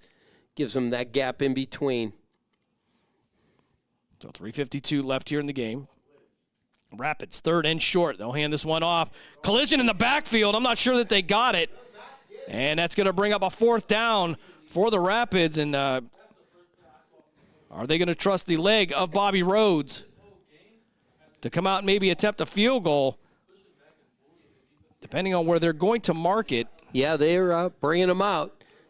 He's missed an extra point, and he has 1 blocked. This can be huge. So much like the last time we saw these two teams 2 weeks ago, A field goal could put this out of reach for Cleveland.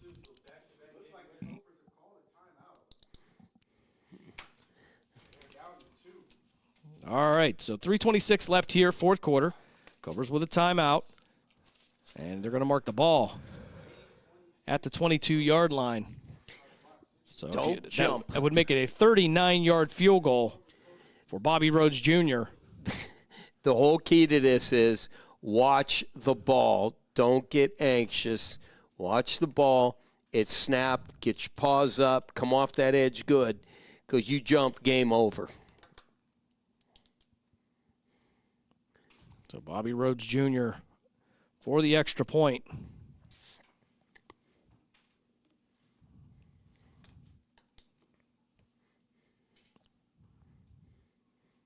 Again, ball at the 22-yard line. We'll give him 7 yards for the snap, 10 yards in the end zone. So we'll call it a 39-yard field goal attempt for Bobby Rhodes Jr. Hard to count him. He put this in the books for the Rapids 2 weeks ago. Nice tool in the toolbox if you can have it at this level. As the snap comes back, a little bit of a loop, and it's going to be, it might have been partially blocked. It's going to be recovered in the end zone, brought out to the 10, 15, 20, and trying to work back to the inside, out to the 22-yard line. And it's going to be Cleveland ball with 3:26 left here. The clock has not started, so I don't know if they're going to take any time off of the clock. It just now started, but is now going to stop because of the change of possession. So the football gods trying to keep Cleveland in this one, but the question is, can they put a drive together as they'll mark the ball at the 21? Can they go 79 yards to tie this one up? I'm going to say there has to be like 3:10, 3:15 on that clock. Now we'll see. I don't believe that they're going to adjust it. No communication between the referee and the press box, so it's hard to make adjustments to that clock.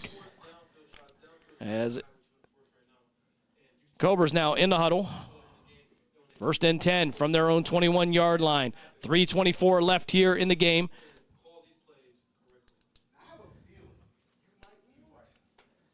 And now the referee going over to talk to the Cobras huddle.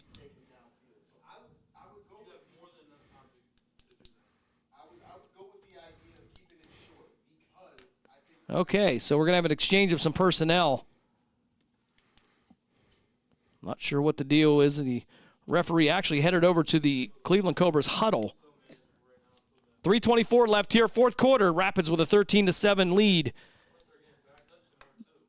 But can Slap Thompson put it together? They drive together to go 79 yards.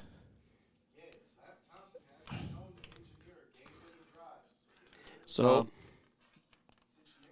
all right, so the clock is going to begin to wind here now. They'll take a few seconds off as the Cobras will head to the line of scrimmage.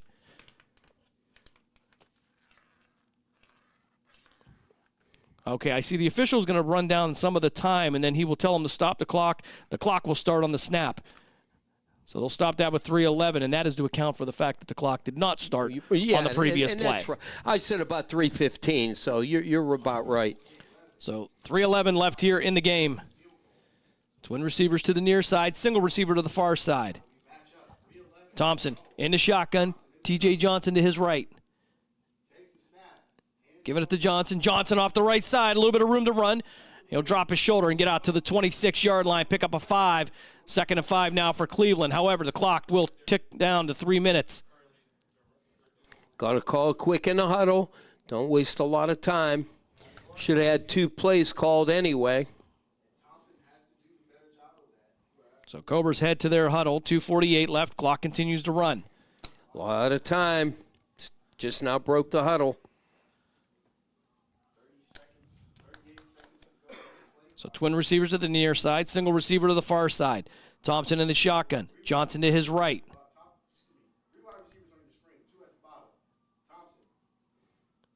Thompson with a low snap. Pass is almost picked off. It's going to fall to the turf harmlessly, but tipped at the line.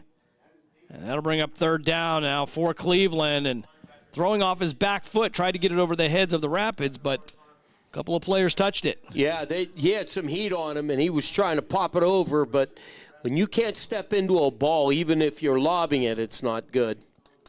Clock will stop with 2:20 left in the game. 3rd and 6 for the Cobras. Dave Slap Thompson coming in here for the second half of this Cobras team, leading on their only touchdown drive. Still got time. So twin receivers to the near side. That'll be D'Angelo Thompson and Devin Tufts. Thompson waiting for the snap, single receiver up high. Rapids with one high safety.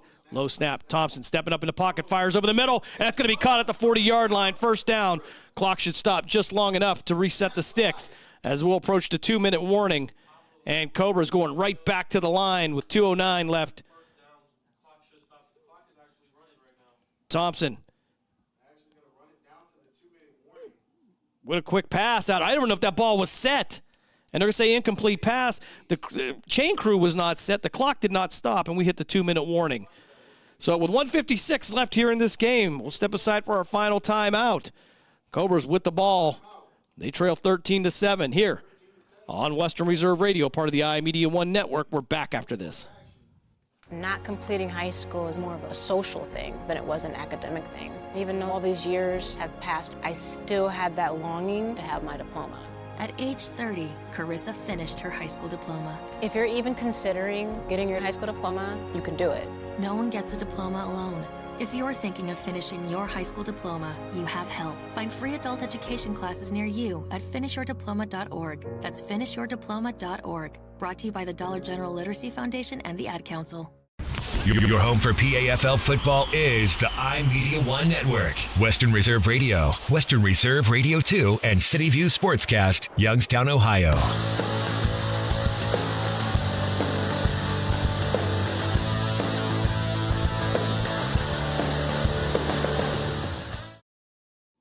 .155 left here in the game. The officials, they added on 4 seconds and went to 2 minutes. They've now dropped it to 1:55. So again, Coach, I don't know. I have no idea. Maybe somebody's late for a late dinner. I used to kid John Luceni about that. He'd get off the field. They go, "Oh, I see how you guys are. How's that?" Yep. He said, "Oh, you have that adult beverage." Officiated a few games with him down in the Struthers area. John's a good people. So 1:55 left here, fourth quarter. Single receiver up top, twin receivers to the near side. Thompson in the shotgun. Johnson on his hip. So second and 10. As Thompson waits for the snap. Thompson, back to pass, 3-step drop, fires down the sideline, has a receiver caught at the 25-yard line. We'll see where they give him the credit. Clock should stop with 1:45 left to set the markers, but it's going to continue to run. And a Rapids player slow to get up. They're going to mark it at the 25. And Cleveland should be going right to the line. However, they're going to go to the huddle, as there's even a Rapids player in the Cleveland huddle. What are the officials doing? And normally I don't really address, but there was actually a Rapids player in the Cobras huddle. And it should have, first of all, they still haven't set the sticks. And now you're down to 1:14. So the clock continues to run here. 1st and 10. Wow. For Cleveland. Ball at the Rapids 25-yard line. This clock is going to hit a minute before the ball will be snapped. Thompson in the shotgun. Twin receivers to the near side. Single receiver up top. Thompson with under a minute to play as they're taking their time. Quick pass out to the far side. Tufts is going to drop it. Incomplete pass. And the clock will finally stop with 47 seconds left here in the fourth quarter. 2nd and 10 now from the 25-yard line for Cleveland. I don't know what to tell you. I'm a little dumbfounded on this. There should be at least 1:30 seconds on that clock, at least. Wow. So Cleveland from the huddle now. We'll have the 2nd and 10 from the 25-yard line. 47 seconds. Far different, Coach, at this point than, having a little over a minute. Oh, that's huge. So twin receivers to the left of Thompson now. That's going to be Tufts and D'Angelo Thompson. They'll be nearly hip to hip, right at the hash marks. Single receiver up top. T.J. Johnson to his right. Clock stopped with 47 seconds. Clock will start now. Fires down the sideline, has a man open, and it's going to be caught for the touchdown. No, ball, it rolled. It's in the back of the end zone. He had it. I think initially he called it, and yeah, it was, and then when he came down with it, was head out. So he claims it was incomplete, but if he came down with it. And again, the clock will stop with 38 seconds left. It'll be third down now for Cleveland at the 25-yard line. So the Cobras, with 38 seconds left here, says they have 2 timeouts up on the scoreboard. So even if you can get inside the 15-yard line with that first down, Coach, you still have some time to work with. That's kind of risky when you know this team is in a pass and score situation right now. Leave them out on an island one-on-one. So clock will start on the snap. Twin receivers to the right. Twin receivers to the left. D'Angelo Thompson and Tufts to the right. Wise and Jenkins to the up top. Thompson back to pass. Fires it out over the head of T.J. Johnson. Incomplete. That'll stop the clock with 35 seconds left. And all he had out there was a lineman. He catches that. He goes. Now, So the clock continues to run here with 25 seconds left. And the official furiously trying to get them to stop it.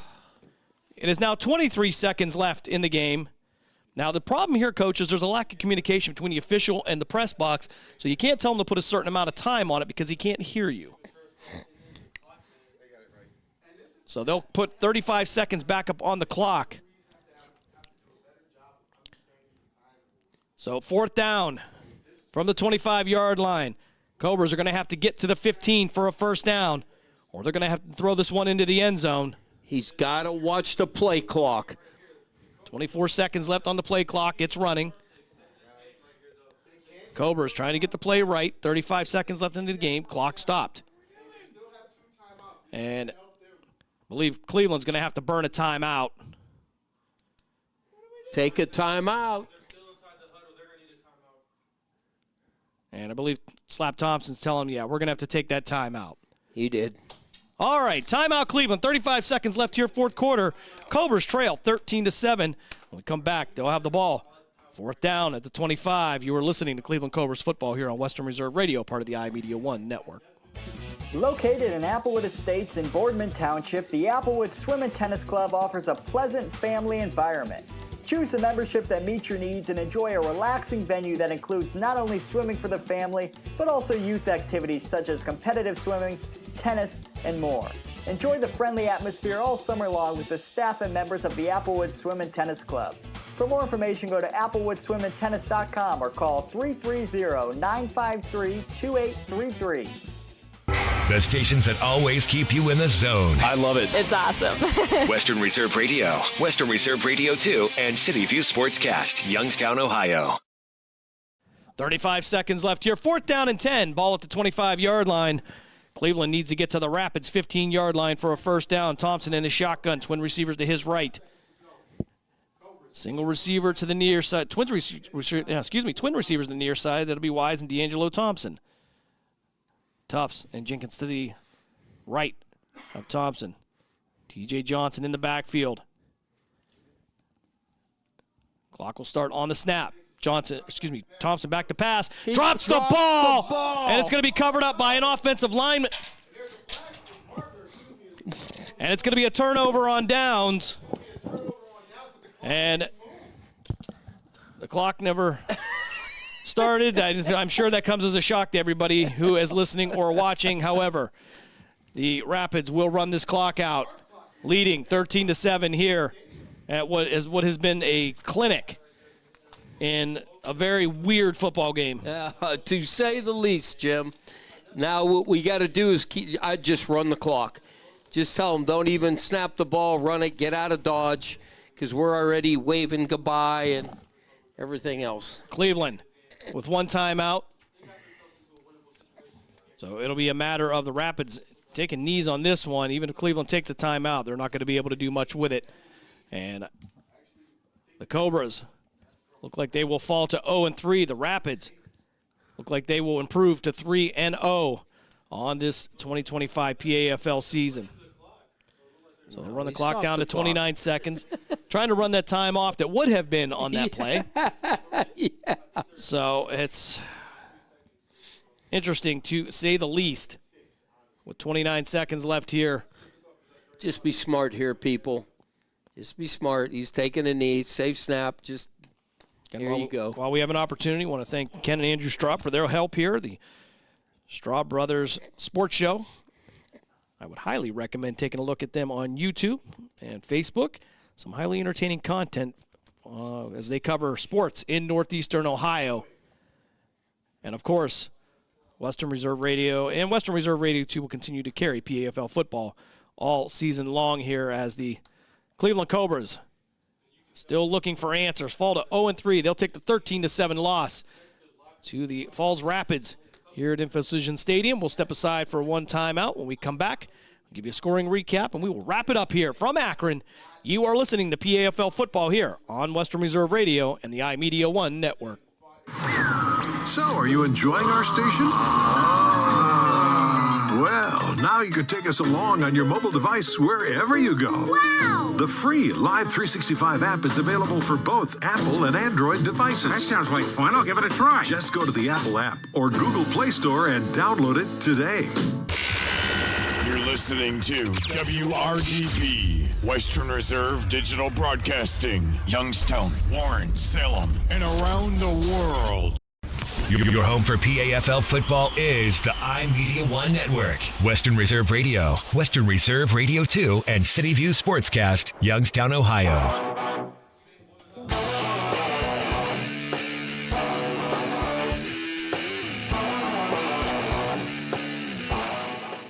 Back here one last time as we wrap it up from InfoCision Stadium here on the campus of Akron University. The Falls Rapids get the 13-7 win over the Cleveland Cobras. And, Coach, I think safe to say just when we thought we've seen everything, then we find out we haven't seen everything. Yeah, I just unfortunately, I don't understand how a good game like this can be, I don't want to say ruined, but it just the last 5 minutes of this game was a disaster for both teams, not just for the Cobras, but for both teams. There's got to be something to do where they got to get these officials all together and say, if you're going to do this, here's the rules, this is how it's done. And you're going to have to put somebody on a clock that knows what they're doing as far as that, too, because there's no communication there. And it's just it just wasn't good. But, again, I want to say that better team won at this point, but again, that was a rough game to call and watch. Yeah, we've seen it all, Coach. I mean, we'll say it one more time.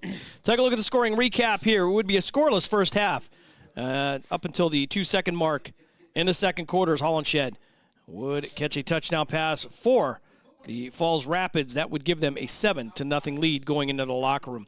Third quarter action would be Emmett Calhoun on an 11-yard touchdown run. That would come with 5:15 left in the third quarter. And that would give the Rapids a 13-0 lead. They did not convert on the extra point. And in the fourth quarter with 5:10 left, it would be T.J. Johnson out to the right side there, getting into the end zone on a 2-yard touchdown run. It would cut the lead to 13-7. But it was the, dare I say, hijinks of everybody involved at some point, I guess, that things kind of went wayward. And that would end up being your final score as the Cobras couldn't convert on a 4th and 10 with just about 35 seconds left. They fall to 0-3. The Rapids Falls improve to 3-0. Next week, the Cobras will be inactive. It will be the Youngstown Patricians, though. They will be back here on the iMedia One Network. They will host the Steel City Bobcats out at Jackson Milton Stadium in North Jackson. That should be, I believe, a 4 o'clock kickoff out there as the Patricians are now 1-1. They will take on a very strong Steel City Bobcats. The Cobras will be back on the field at home on June 28th as they will take on the Mid-Ohio Patriots. And, Coach, it's an interesting one here. And, a lot of questions coming up, but offensively for Cleveland, they're going to have to find some consistency at that quarterback position, and I think that's where they're lacking. Well, that and I hate to say it is the line play, offensive line play. They're too sporadic, and it just I wasn't satisfied with that. I don't like that they went to a 3-man front and they offset to one side and left a hanger out there, and it's too much.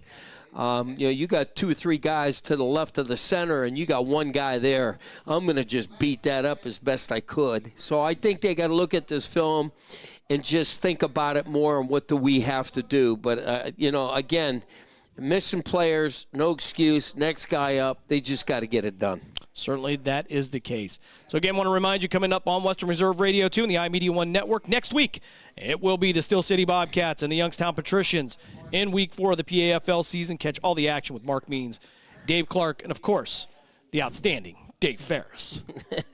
Got to give a little something on that. Got to give Dave. You got to throw him a little sugar. And certainly. And then after that, we'll be back on June 28th as the Mid-Ohio Patriots will make their way from Mount Vernon to take on the Cleveland Cobras. So for the coach, Bob Gessler, for Matt Craven working the board, I'm Jim Craven. Thanks for joining us here at InfoCision Stadium here in Week 3 of the PAFL season. Your score one last time. It is the Falls Rapids 13, the Cleveland Cobras 7. And we will see you all back here on June 28th. And we hope you all have a great Father's Day. Good night, everybody. We thank you for joining us for this special presentation of Western Reserve Radio. And we now return to our regularly scheduled programming.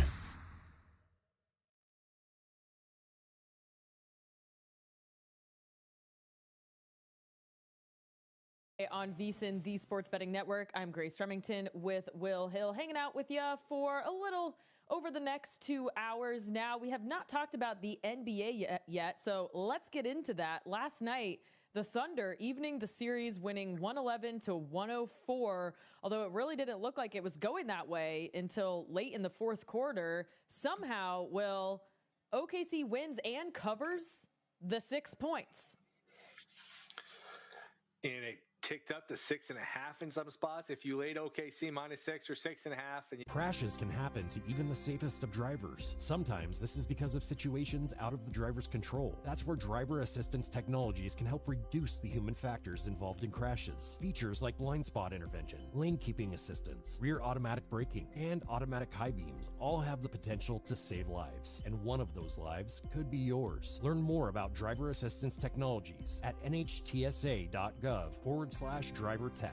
Paid for by the U.S. Department of Transportation's National Highway Traffic Safety Administration. At this moment in time, the Yankees are a slight underdog at